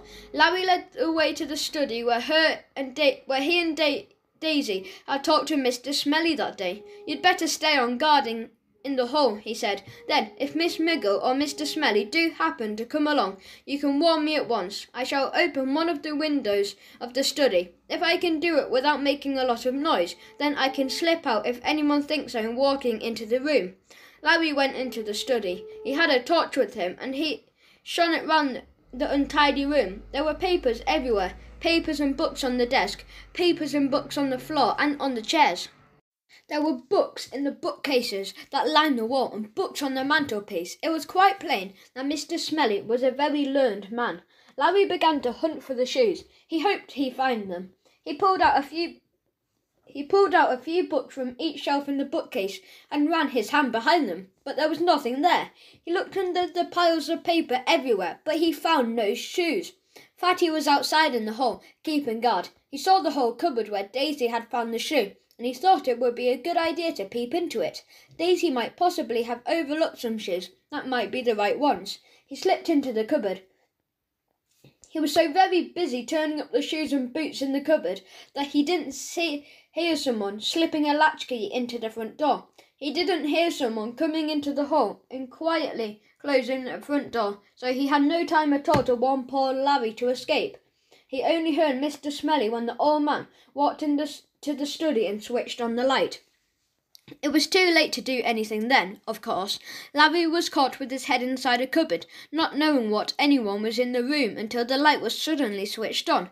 He took his head out of the cupboard in horror. He and Mr. Smelly stared at one another. Larry on the right and Mr. Smelly in anger and amazement. "Robber!" said Mr. Smelly angrily. "Thief! Wicked boy! I'll lock you up! I'll call the police!" He pounded on Larry and took hold of him with a surprisingly strong hand. Larry gasped. "Please, sir," he began. "Please, sir." But Mr. Smelly was not going to listen to anything.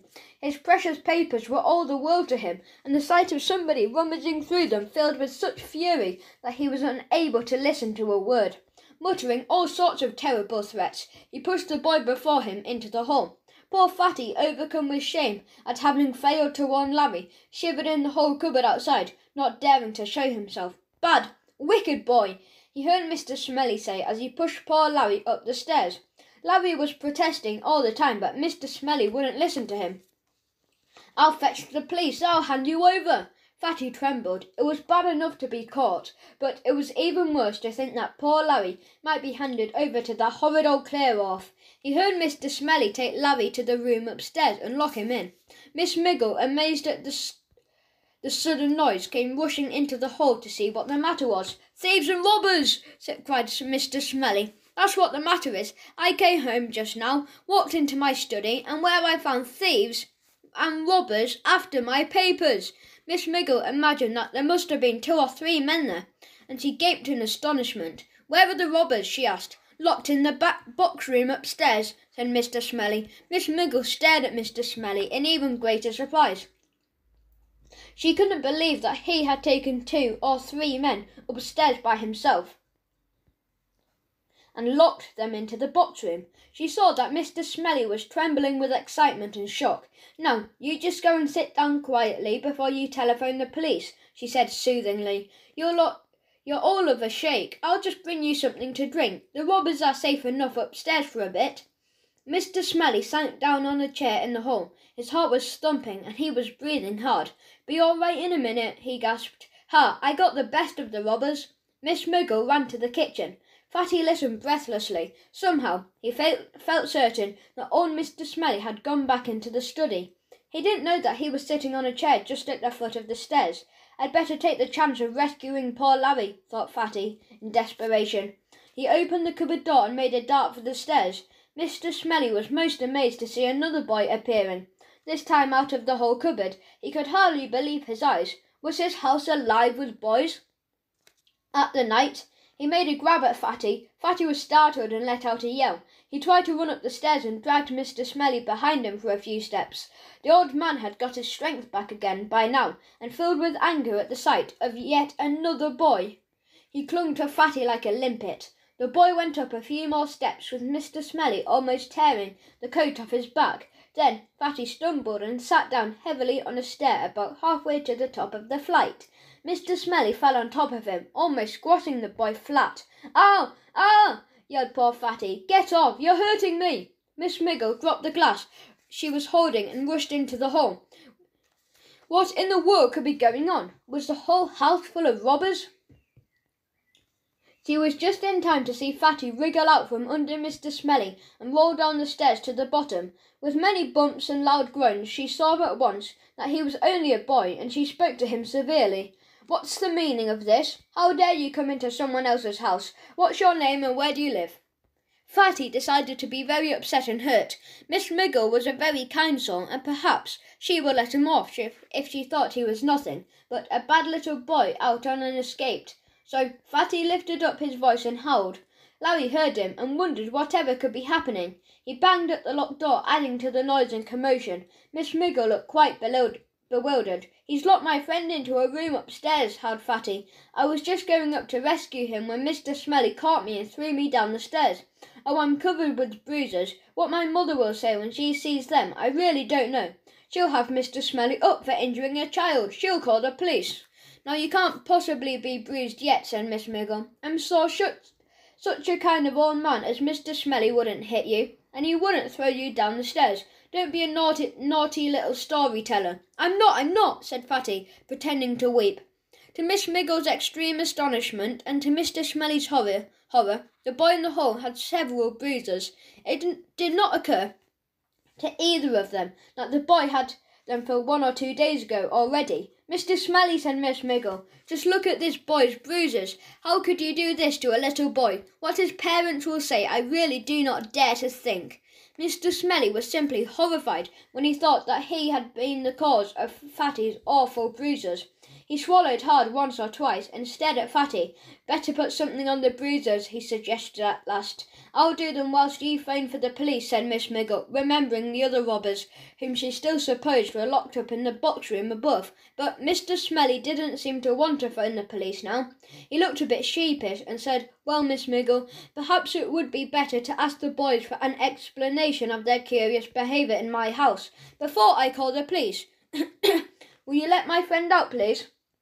Said Fatty. We don't come here to rob. It was only a joke, really. Let's call it quits, shall we? If you don't say anything to the police, we won't tell our mothers, and I won't show my bruises. Mr. Smelly cleared his throat. Miss Miggle looked at him. So the robbers and thieves were only two small boys, she said. Dear, dear, why didn't you call me? I could have settled the matter without all this noise and commotion and throwing down the stairs. I didn't throw him down the stairs, said Mr. Smelly, going up to get Larry out of the box room. Very soon, Larry was down in the hall with Fatty, and Mr. Smelly took them both into his study. Miss Miggle came in with some stuff to put on Fatty's bruises. Larry looked most astonished, but didn't say a word. Dear, dear, I never in my life saw such dreadful bruises on any child, said Miss Miggle, dabbing each bruise with the stuff from her bottle. What were you two boys doing in my house tonight? Said Mr. Smelly sharply. Larry and Fatty were silent. They really didn't know what to say. You'll have to tell him that, said Miss Miggle. You didn't come here for any good purpose, I'll be bound. Now, be good boys and own up. Still the boys were silent. Mr. Smelly suddenly lost his temper. Unless you tell me what you come here, I will hand you over to the police, he said. Well, I don't know what they'll say when they see all my bruises, said Fatty. I've got an idea those bruises were made before tonight, said Mr. Smelly, getting sharper and sharper. I know what yellow means in bruises, if Miss Miggle doesn't. The boy said nothing. Names and address, but Mr. Smelly, getting out a pen. I'll see your parents as well as the police. The idea of their fathers and mothers knowing that they had been caught wandering about someone else's house at night was much more alarming than having in the police. Larry suddenly surrendered. We came to bring a shoe we took this morning, he said in a low voice. Both Miss Miggle and Mr. Smelly stared as if he thought Larry had gone mad. A shoe, said Mr. Smelly at last. Why a shoe, and why only one? What are you talking about? We were looking for a shoe that fitted a footprint, said Larry desperately. This was even more puzzling for the two listeners. Mr. Smelly tapped his pen impatiently on his desk. Explain properly, he said. I give you 1 minute. At the end of that time, I telephone the police and also your parents, if you haven't given me a full and proper explanation of your most extraordinary conduct. It's no use, said Fatty to Larry.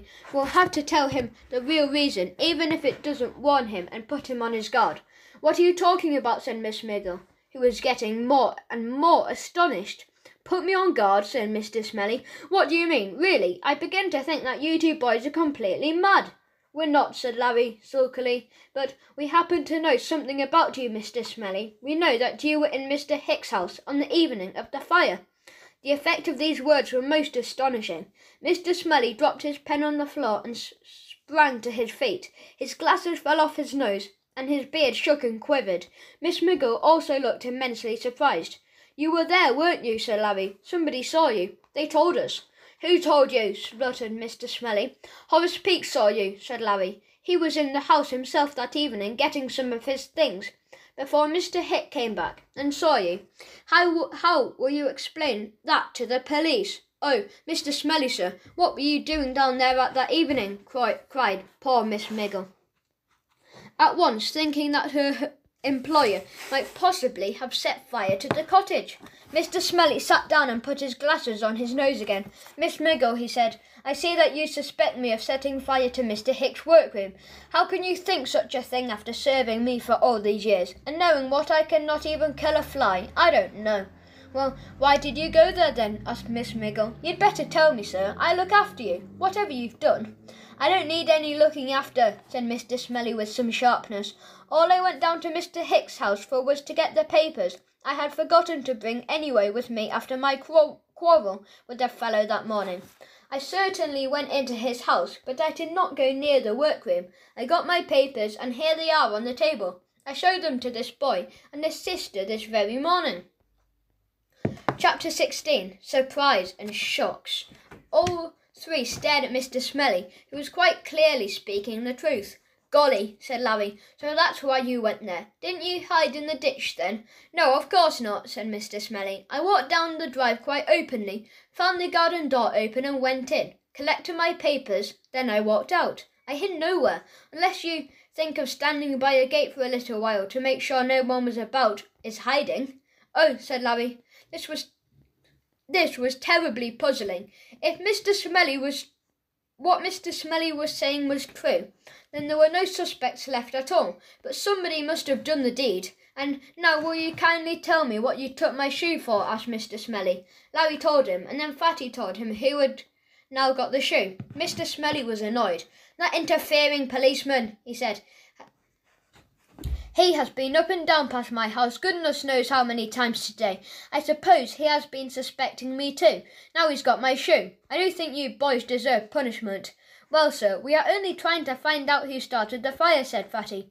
He told Mr. Smelly all they had done so far. Miss Miggle listened in admiration and amazement. She was divided between indignation that the boys should have suspected Mr. Smelly so strongly, and astonishment that they should have found so many clues and suspects. "Well," said Mr. Smelly at last, "I think it's about time you went home, you two. I can assure you that I had nothing whatever to do with the fire, and have no idea who had. I shouldn't think it would be Horace Peaks. More likely the old tramp. Anyway, my advice to you is to leave it to the police. You children will never find out things like that." The boy stood up. "Sorry about your shoe, sir," said Fatty. So am I," said Mr. Smelly dryly. "It's got my name inside, so I've no doubt Mr. Goon will be along here in the morning. Good night, and try not to suspect me of any more fires, thefts, killings, anything more of the sort, will you? I am really only a harmless elderly fellow interested in nothing but my old papers." The boys left, distinctly subdued. They couldn't help thinking that Mr. Smelly hadn't anything to do with the burning of the cottage. But then, who had? "I'm tired," said Larry. "Meet tomorrow at Pip's place. Your bruisers came in useful, Fatty. Without them, I don't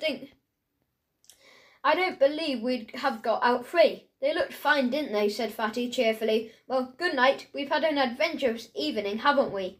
The other three were amazed and admiring when they'd heard all what happened to Larry and Fatty, but they were even more puzzled than amazed.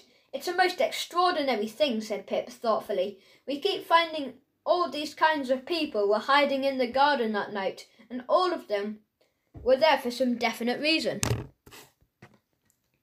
Even the tramp, he was after eggs, and yet we can't put a finger on the real wrongdoer. Could the tramp have done it? Could Horace Peaks have set fire to the cottage, although he was only gone 3 minutes? Could Mr. Smelly have done it?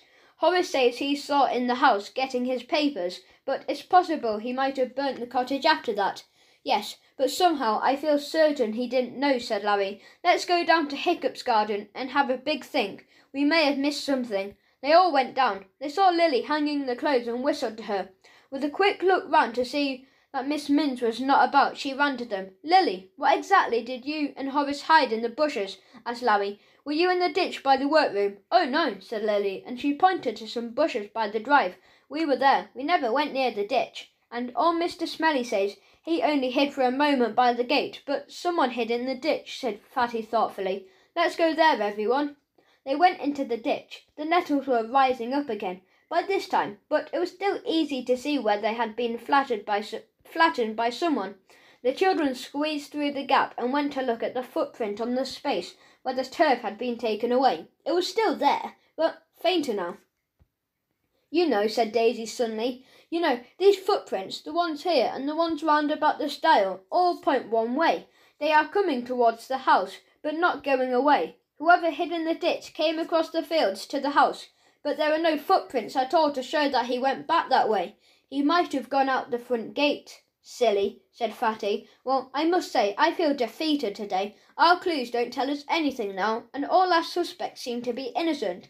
I feel a bit tired of finding out things that lead us nowhere. Let's do something else today. Let's go for an all-day picnic." "Oh, yeah," said everyone. "We'll get back for our bikes. We'll go to Burnham Beaches and have a lovely time." Bet's mother would not allow her to go because it was too far for an 8-year-old to ride. The little girl was very disappointed. "I'd rather Bet didn't go for the picnic today anyway," said her mother. "She looks a bit pale. Leave Buster behind and let her go for a walk with him. She'll like that." Bet did love taking Buster for walks, but it hardly made up for missing a picnic. Fatty was very sorry for her when she stood at the gate waving them as they went off on their bikes. "I'll bring you back heaps of primroses," he called. "Look after Buster, won't you?" Buster wagged his tail. He meant to look after Bet, not have Bet look after him. He too felt sad when he saw the children going off without him, but he knew that he could never run fast enough to keep up with the bicycles. It had been raining in the night and everyone was muddy. Bet thought she had better put on her rubber shoes. She went to get them. Buster pattered after her on the muddy paws. "It's a pity you can't wear boots or something, Buster," she said. "You get awfully muddy." The two of them set off for a walk. Bet went down the lane to the river. She chose a little path that ran alongside the river for some way, and then turned back across a field that led to the stile where the children had seen the exciting footprints a few days before. Bet glanced along, throwing sticks for Buster, and remembering not to throw stones for him to fetch, because Fatty said they'd break his teeth. She stooped down to pick up a stick, and then stood still in great astonishment.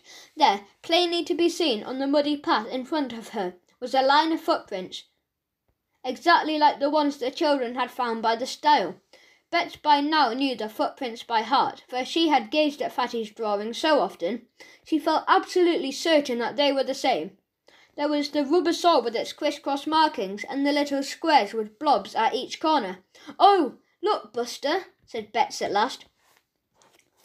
She could feel her heart thumping with excitement. Buster came to look. He sniffed at the footprints and then looked up at Bet, wagging his tail. "They're the same prints, aren't they, Buster, dear?" said Bet. "And listen, Buster, it's only rained last night, so someone must have walked down here since then, and that someone is the person we're after, though we don't know who. Oh, Buster, what's the best thing to do? I do feel so excited, don't you?" Buster capered around the little girl as if he understood every single word she said. She stood for a moment or two, looking down at the line of footprints. "We'll follow them, Buster," she said. "That's what we'll do. We'll follow them, see? I don't know how long it is since the person walked along here, but it's not very long anyway. Come on. We may even catch up with the person who made the prints. Oh, this is exciting." The little girl followed the footprints with Buster. He put his nose down to find them and followed them too, though it was really the smell he was following, not the marks themselves. Along the muddy path they went, and then crossed a road to the other side, then up another footpath, where they showed quite plainly, and then into a lane.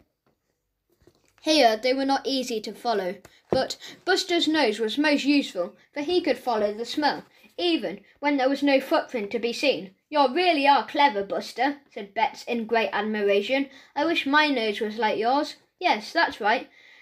That's another of the prints, and here's another, and another. Look, they're going to the stile." So they were. It was plain that the owner of the prints had crossed the stile and jumped down onto the field beyond. Bet grew more and more excited.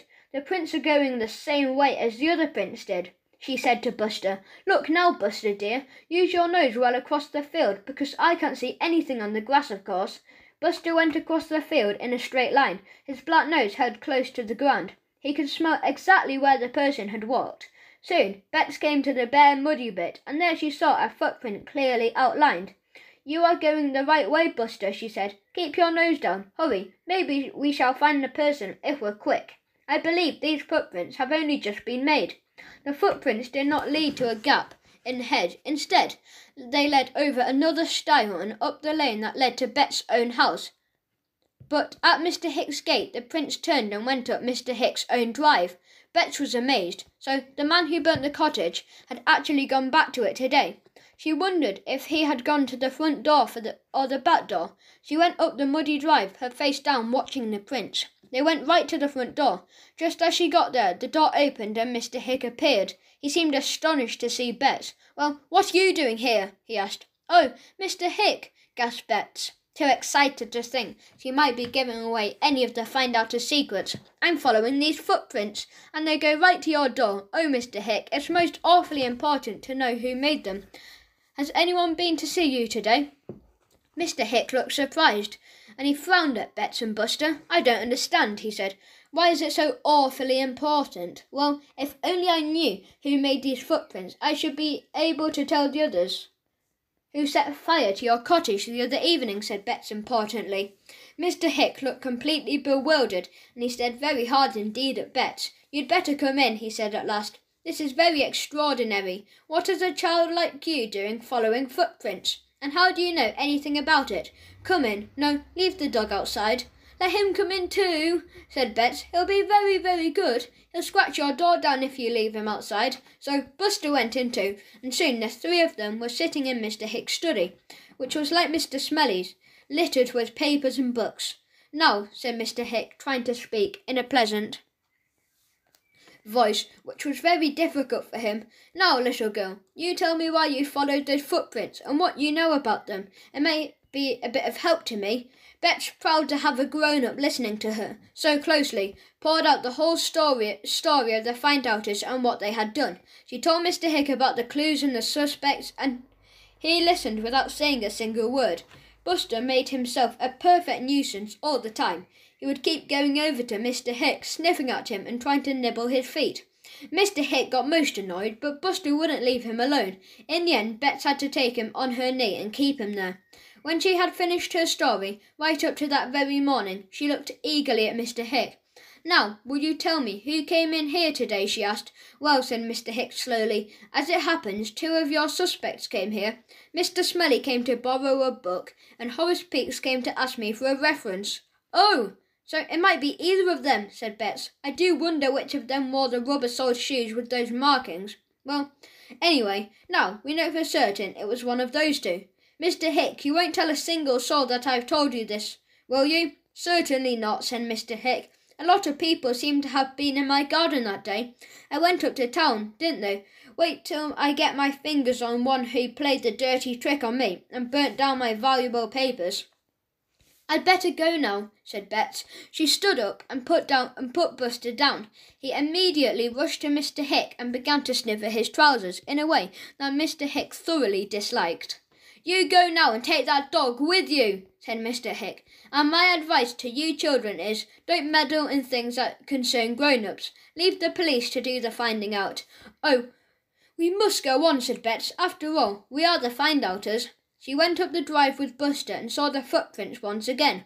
One row went up the drive and one row went down. How Bets wished she knew where the other prints had been made, by Mr. Smelly or Mr. Peaks. She longed and longed for the others to come home. She could hardly wait to tell them her news. She wondered if they would mind her telling Mr. Hick all she had told them. But after all, it couldn't matter him knowing. He would do all he could to help. Bets was sure, and he had faithfully promised not to tell anyone at all. The others came back after tea, tired and happy after a day at Burnham Beeches. Fatty presented Bets with an enormous bunch of primroses. Bets could not wait for one moment to tell them her news. She was simply bursting with it, but just as she was in the middle of it, there came a very nasty surprise. Up the garden appeared Pip's mother, and with her was Clear Off, looking very smug and also very forbidding. "Oh, Clear Off," said Larry in a low tone. "Whatever does he want?" It was soon quite clear what he had come for. Pip's mother spoke to the children in a very stern voice. "Children, Mr. Goon has come to me with a very extraordinary story of your doings in the last few days. I can hardly believe what he says." "What's the matter?" asked Pip, scowling at Clear Off. "Pip, don't scowl like that," said his mother sharply. "Apparently, all you have been interfering in matters that concern the police. Even Bets. I can simply not understand it. Mr. Goon even tells me that you and Frederick, Larry, got into Mr. Smelly's house last night. What will your mother say? And even little Bets has been following footprints and imagining herself to be a detective."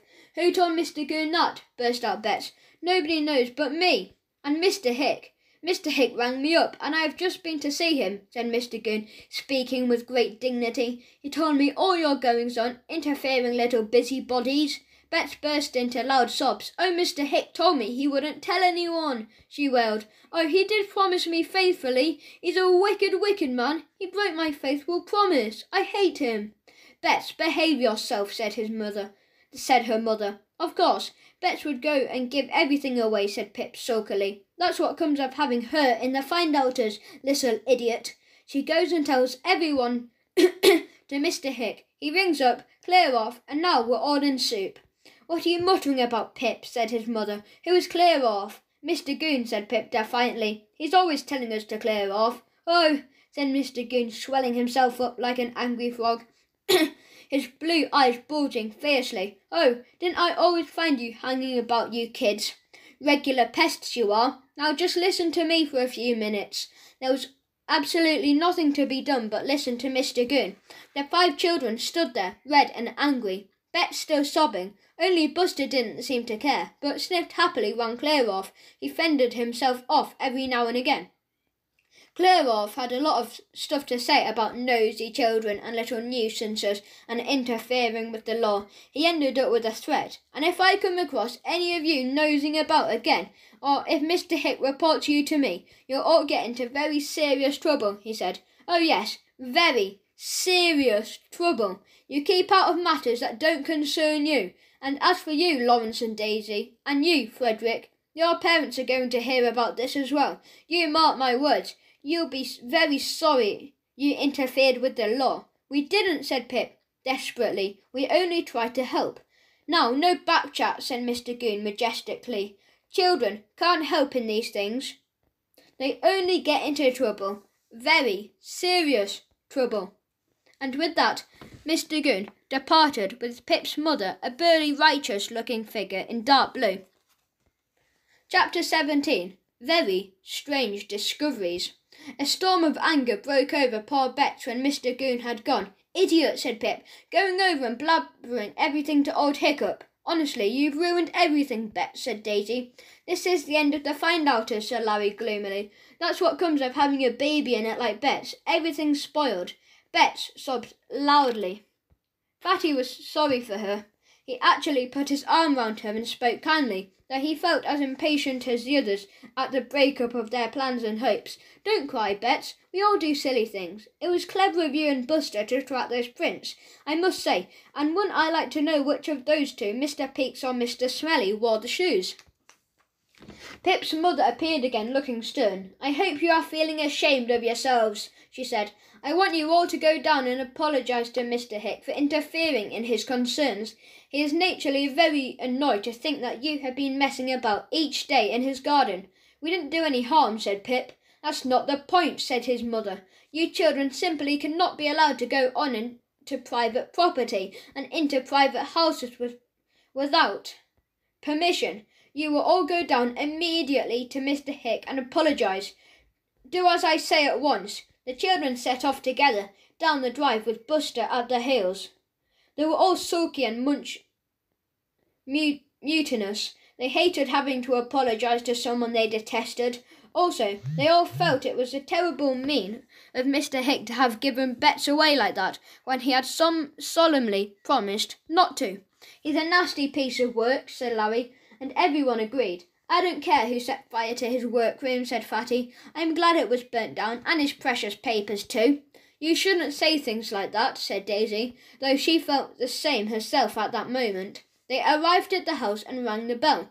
Bets pointed out the footprints, and they all gazed at them with interest. Bets was right. The prints were exactly like the ones in Fatty's drawing. It was too bad that they had to give up the search for the criminal just as they had almost found the man. Mrs. Minns opened the door and was surprised to see the little company. Sweetie, who was at her heels, fled away with the tail up in the air as soon as she saw Buster. "Please, will you tell Mr. Mr. Hick, that we want to see him," said Larry. Mrs. Minns looked even more surprised and was about to answer when a voice called from the study. "Who's that, Mrs. Minns?" "5 children and a dog, sir," answered Mrs. Minns. "They say they want to see you." There was a pause. "Bring them in," said Mr. Hick's voice, and very solemnly the children and Buster went into the study. Mr. Hick was there, sitting in a big chair, his legs crossed, and his crest of hair looking rather alarming. "What have you come for?" he asked. Mother said we were all to apologise to you, Mr. Hick, said Pip, and with one voice the children chanted in a most mournful tone, "We apologise, Mr. Hick." Said Mr. Hick, looking more amiable. "I should think so indeed." "You said that you wouldn't tell anyone," burst out Bets. "You broke your promise." Mr. Hicks didn't consider that promises made to children needed to be kept at all, so he didn't feel guilty or say he was sorry. He was about to say something when several aeroplanes passed over the garden rather low. The noises made him jump, and Buster growled. Larry ran to the window. He was extremely good at spotting any kind of aeroplane that flew overhead. "It's those jets again," he cried. "I've only seen them twice over here. Look at their curious tail fins. They were over here 2 or 3 days ago," said Mr. Hick with interest. "I saw them there. There were 7, and there's 7 today." Larry counted them. All the children looked out the window, except Fatty. He didn't look out the window. He looked at Mr. Hick with a most bewildered expression on his face. He opened his mouth as if to speak, and then firmly closed it again, but he still went on staring at Mr. Hick, very deep in thought. The jets came over again, roaring low. "Let's go out and see them," said Larry. "We can see them better outdoors. Goodbye, Mr. Hick. Goodbye, and don't poke again and pry again into matters that don't concern children," said Mr. Hick stiffly. "It was probably Horace Peaks that set fire to my workroom. The police will soon make out a case against him. He wore rubber-soled shoes this morning when he came to see me, and there is no doubt that he made those prints up and down my drive." "Oh," said the children, feeling very sorry for poor Lily. She would be terribly upset if they knew. Only Fatty said nothing, but looked hard at Mr. Hick again, a curious expression on his face. They all went, but the jets were now gone again, leaving a faint throbbing behind them. "Well, that's done," said Larry with relief. "How I hated apologising to that mean fellow. I suppose Mr. Peaks did do it, after all.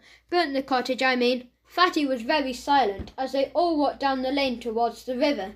They meant to go for a short walk before supper time. Bets looked at Fatty. "What's the matter?" she asked.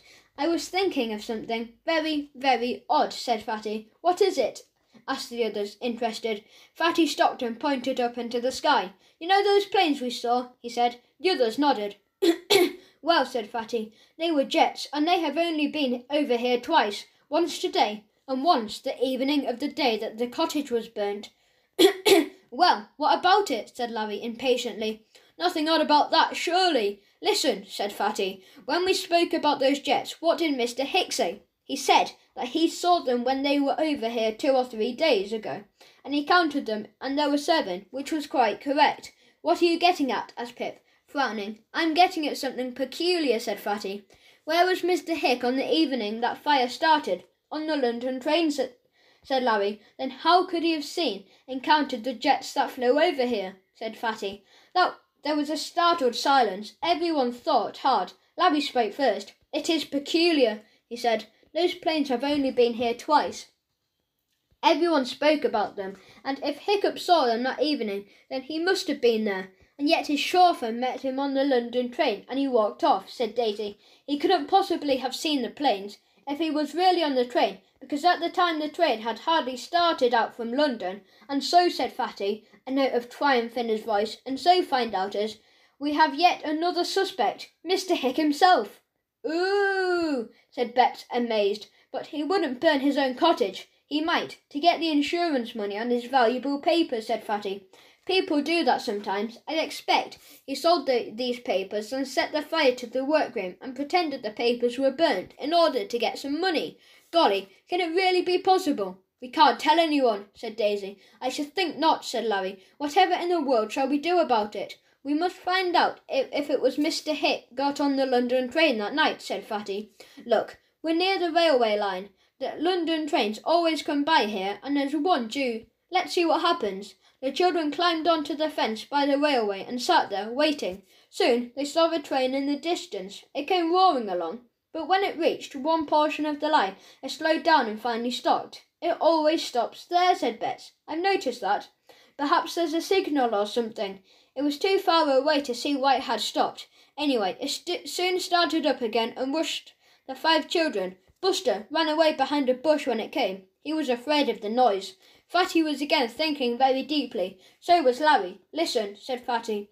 Is it possible for anyone at night to wait for the train just there and hop into an empty carriage? Do you think, then, at Peterswood Station, if he had a season ticket, people would never know he hadn't come all the way from London?" "Fatty, I believe you're right," said Larry. "I was just thinking the very same thing myself. I believe Hiccup could have done it. Pretended to go into the London, slipped back, hid in the ditch, leaving these few footprints behind him, set fire to the cottage, slipped back to the railway line, just there, waited till the train stopped, as it always does, hopped into an empty carriage in the dark, and then got out as cool as a cucumber to be met by his car and chauffeur at the station." The more the children thought about it, the more certain they felt that Mr. Hick might have done it, after all, said Betts. "A man that could break his faithful promise could do anything, simply anything." "Whatever is Buster doing?" said Fatty, hearing some excited barks coming from the little dog, some way back in the copse of trees behind them. "Buster! Buster! What's the matter? Found a rabbit?" Buster yelped and then appeared, dragging something black and muddy. Whatever has he got?" said Betts.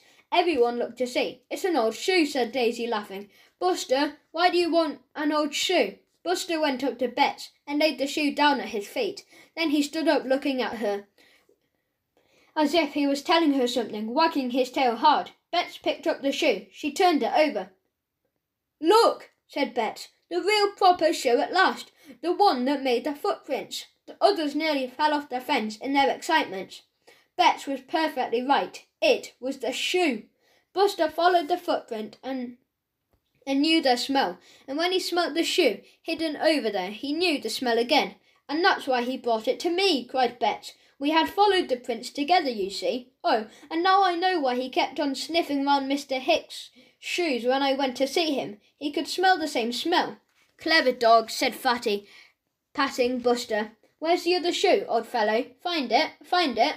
Buster rushed off to a bush not far away and began to scrape violently beneath it. Soon he unearthed the other shoe and laid it at Fatty's feet. The children picked it up. "Well," said Fatty, "this is very strange indeed. I suppose old Hiccup got the wind up after Betts had told him she had followed the footprints and went out and buried the shoes in case the police should find them in his house or spot him wearing them. And good old Buster smelt them out. Clever, good, marvellous dog. Big bone for you tomorrow, Buster, a great big bone." "And now, whatever are we going to do about everything?" said Larry. "Going back to the path. It's no good telling the police. We're in disgrace and wouldn't be listened to. It's no good telling our parents. We're in trouble as it is. Let's go and sit down by the river and talk about it," said Pip. "Come on, we'll simply have to decide something. Things are getting very serious." Chapter 18. An Unexpected Friend. The children made their way along the path that led to the river. They found a sheltered place on the high bank of the river and sat down. Buster growled a little, but sat down with them. "What are you growling for, Buster?" said Betts. "Don't you want to sit down?" Buster growled again and then stopped. The children began to talk. "It's a funny thing," said Pip. "We found the man who started the fire, and we've got all the facts. We know how he got on the London train. We know that his shoes fit the footprints. We know that he was afraid and hid those shoes, which we found. And we know why all the other suspects were down in the garden that evening. We know everything, and yet we can't do anything about it because Mr. Goon would be sure to pretend that he found out everything. Yet it's no good telling the police," said Fatty gloomily, "and it's no good telling our parents either, because they would just ring up Mr. Goon. Isn't it perfectly sickening to think that we've solved the mystery and found out simply everything, and we can't get the criminal punished? Horrid Mr. Hick! He ought to be punished. Don't you think it was mean the way he tried to lay the blame on poor old Mr. Peaks when he thought we were going to know too much?" "Yes," agreed everyone. "It was funny the way he gave himself away by mentioning those aeroplanes," said Larry. "It was really smart of Fatty to spot that, I think." "It certainly was," said Daisy warmly, and the others nodded. Fatty swelled up at once. "Well, as I've told you before," he said, "I really have got brains. Now at school—" "Shut up, Fatty," said everyone together, and Fatty subsided and shut up, still feeling pleased, however, that the others admired him for spotting such a great clue. They all went on talking about the burnt cottage and the suspects and clues for a little while longer, and then Buster growled so fiercely and so long that everyone was surprised and puzzled. "What is the matter with Buster?" said Bets. "Has he got a tummy ache or something, do you think?" She had hardly finished saying these words when a large round face appeared above the rim of the high river bank. It was a kindly face, set with big intelligent eyes that had a real twinkle in them. "Oh," everyone said, startled. "Pardon me," said the face. "I'm afraid I frightened you, but you see, I was sitting down here below the bank in my favourite corner fishing. Naturally, I kept quiet because I didn't want to disturb the fish. I couldn't help hearing what you were talking about. It was most interesting, if you'll pardon my saying so." Buster barked so loudly that the children could hardly hear what the hidden person was saying. He climbed up on the bank beside them, and they saw he was a very big fellow, burly and strong, dressed in a tweed suit and enormous brown shoes. The man sat down beside them and took out a bar of chocolate, which he broke into bits and offered the children. They couldn't help liking him. "Did you hear everything we said?" asked Bets. "It was really all a secret, you know." "We're the find-outers." "The find-outers," said the man, puzzled. "What, do you doubt them?" Everyone giggled. "No, the find-outers," said Daisy, sounding the letter D loudly at the end of find. "We find out things." "Ah, I see," said the big man. Buster was now quite friendly towards him and licked his hand. The big man patted him. "What are you?" asked Bets. "I haven't seen you before." "Well, if you don't mind me saying so, I'm a bit of a find-outer myself," said the man. "I have to solve mysteries too. Most interesting it is. I'm sure you agree with me." "Oh, yes," said everyone. "I gather that you are in a spot of bother at the moment," said the man. "You have solved your mystery, but you can't make your discoveries known. Is that right?" "Yeah," said Larry. "You see, Mr. Goon, the policeman here, doesn't like us and has complained to our parents about something we did. Well, I dare say some of them were pretty awful, really, but we did them in good cause. I mean, we wanted to find out who burnt down Mr. Hicks's cottage. And now that you've found out, you have got to keep quiet about it," said the man. "Most annoying for you. Tell me more about it. As I say, I'm a bit of a find-outer too, in my way, so I enjoy talking over a mystery as a man-to-man, if you see what I mean." The children looked at the big burly fellow on the bank. His keen eyes twinkled at them, and the big hand patted Buster. Larry looked round at the others. "I think we might as well tell him everything, don't you?" said Larry. They nodded. They all trusted the big fisherman and somehow knew that their secrets were safe with him. So Larry, interrupted sometimes by Daisy, Fatty and Pip, told the whole story of the find-outers and what they had discovered. The big man listened keenly, sometimes putting in a question, nodding his head every now and again. "Smart boy you," he said to Fatty, when Larry came to the bit about how Mr. Hick had given himself away by saying that he had seen the 7 jets on the evening of the fire. Fatty went red with pleasure, and Bet squeezed his hand. The story was finished at last. The big man looked round. "An extremely good piece of work, if I may say so," he said, beaming round. "I congratulate the 5 find-outers and dog, and I think I can help you a bit." "How?" asked Larry. "Well, we must get hold of that tramp again," said the big man. "From what you say, from what he said to you, he probably saw Mr. Hick in the garden too, hiding in the ditch, and that would be valuable evidence, and certainly the police ought to know about all this." "Oh," said everyone in dismay, thinking of old Clear Off and how he would say that he himself had found out everything. "And we could never find the tramp again," said Larry. "He may be miles and miles away." "I'll find him for you all right," promised the big man. "And old Clear Off, that's Mr. Goon, you know. Won't listen to a word we say, I'm sure," said Fatty gloomily. I'll see that he does," said the astonishing man, getting up. "Leave it to me. Call at your police station tomorrow at 10 o'clock, will you? I'll be there, and we'll finish up everything nicely." He picked up his rod and put it over his shoulder. "A most interesting talk," he said. "Valuable to both of us, and I hope you will agree." He strode off in the evening twilight, and then the children watched him go.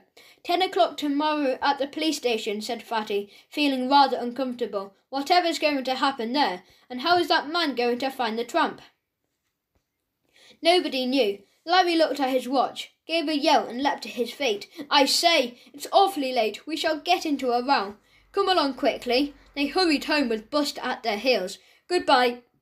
They called to one another, 10 o'clock tomorrow at the police station. Don't be late. Chapter 19. The End of the Mystery. The next morning, the 5 find-outers and their dog arrived punctually at the police station. With them, they brought their clues, as the big man had requested. There was Fatty's drawing of the footprints, the bit of grey cloth in the matchbox, and the rubber-soled shoes that had been scraped up by Buster. You know, the only clue that wasn't any use was the bit of grey flannel, said Larry, opening the box. We never found out whose coat it belonged to, did we? And yet it must belong to someone. He went through the gap. Perhaps Mr. Hick wore a grey suit that night. If so, he hasn't worn it since, because he's always had on dark blue whenever we've seen him. They went into the police station feeling a bit awed. Mr. Goon was there, without his helmet, and also another policeman. The children didn't know. They stared at Mr. Goon, expecting him to rise up and say, "Clear off!" But he didn't. He told them to sit down in such polite tones that the children were overcome with astonishment. They sat down. Buster went to inspect the policeman's legs, and Clearoff didn't even kick out at them. We were to meet someone here, said Fatty. Clearoff nodded. He'll be along in a minute, he said. As he spoke, a small police car drove up, and their children looked round, expecting to see their friend, the big man, but he wasn't in the car. To their surprise, there was someone else in it that they knew. It was the old tramp. He was muttering to himself and looking rather scared. I'm an honest old fellow, I am, and nobody never said I wasn't. I'll tell you anything I know, course I will, but I won't do nothing to get myself into trouble, that I won't. You've not done anything wrong. There was a plainclothes policeman in the car with him, besides the driver. Bets was surprised when Larry told her that the man in the dark grey suit was a policeman. I thought they never wore anything but their uniforms, she said. Then another car drove up, driven by an extremely smart-looking man in a blue uniform. He wore a peaked cap, and the other policeman saluted him smartly when he heaved himself out the car. The car was big, but the man was big too. The children gazed at him, and Bets gave a squeal. It's the fisherman! It's the man we saw yesterday. Hello. Hello there, said the big man, smiling. We found the tramp, Inspector, said the plainclothes policeman to the big man. The children looked at one another. So their friend was an inspector of the police. Golly, an inspector is a very, very high-up policeman, whispered Pip to Bets. He's terribly clever. Look at old Clearoff, he's trembling like jelly. Clearoff was not really trembling, but it was plain that he was quite overcome by the visit of the inspector to his small police station. His hand shook as he turned over the pages of his notebook. The inspector beamed at the children. Nice to see you again, if I may say so, he said. He spoke to Clearoff, making Mr. Goon jump. You are lucky to have 5 such smart children in your district, Goon, he said. Clearoff opened and shut his mouth, but said nothing. He didn't want smart children in his district, especially any that was smarter than he was, but he couldn't very well say this to the big inspector. Then the tramp was brought before the inspector and questioned. He answered willingly enough. Once he had been assured that he would only do himself good, not harm, by answering truthfully. The children listened intently. Tell us all the people you saw in Mr. Hick's garden that night, said the inspector. Well, said the tramp, there was meself, hiding under a bush near the workroom, not doing no harm to nobody, just taking a rest like. Quite, said the inspector. Then I saw that fellow who got the sack that morning, said the tramp. Peeks his name was. He was hiding in the bushes along with someone else. I couldn't see, but the voice I reckoned it was a girl. Well, I see him going into the house and out again through a window. Ah, said the inspector. Then I see an old fellow found the tramp, said the tramp. I heard him having a quarrel with Mr. Hick that day. Name of Smelly, wasn't it? Yes, well, he came walking down the drive, quite like, and he slipped into the house by a door, just before Mr. Peeks came out again. Go on, said the inspector. Did you see anyone else? Yes, I did, said the tramp. I see Mr. Hick himself. Everyone listened breathlessly. I was lying under that bush there, and the tramp thinking that there was a lot of people in the garden that evening, when I heard someone squeezing through the gap in the hedge, not far from me. I looked through the sprays of the bush, and I saw it was Mr. Hick himself. He stood there in that ditch for a long time, and then he went to a big clump of blackberries and finished up a tin out of the middle where it was hidden. Fatty gave a little whistle. It was extraordinary to hear the tramp relating the whole story that they had so carefully pieced together. That tin must have contained petrol. Then Mr. Hick went to the little cottage nearby, stayed there a while, came out and locked the door and hid in the ditch again, said the tramp. I lay under my bush as still as a mouse. After a time, when it was really dark, I heard myself getting out of the ditch and going down the lane towards the railway. Then I saw a light in the cottage, and I guessed it was a fire, and went off mighty quickly. I didn't want to be found there and accused of starting it. Thank you, said the inspector. Was there anyone else that you saw? Not a soul, said the tramp. A very pretty plot, said the inspector. Mr. Hick wants money. He manages to pick a quarrel with a good many people that day, so that if by the chance the insurance company suspect foul play, there are so many people who have reason to burn his cottage out of spite. He gets his chauffeur to take him to the station in the afternoon to catch the train to town. He must have got out the next station and walked back over the fields to his garden, where he hid until he set fire to the cottage. Then he walked back to the railway, waited at the place where that London train always halts for a minute, and gets into an empty carriage, unseen, in the darkness. He arrives at Peterswood station, is met by his chauffeur, and driven home, to be told that his workroom is on fire. Very pretty indeed. And now I think we must ask Mr. Hick a few questions, said the plainclothesman.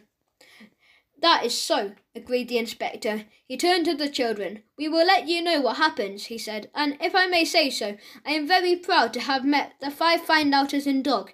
I trust that we shall work together on other mysteries in the future.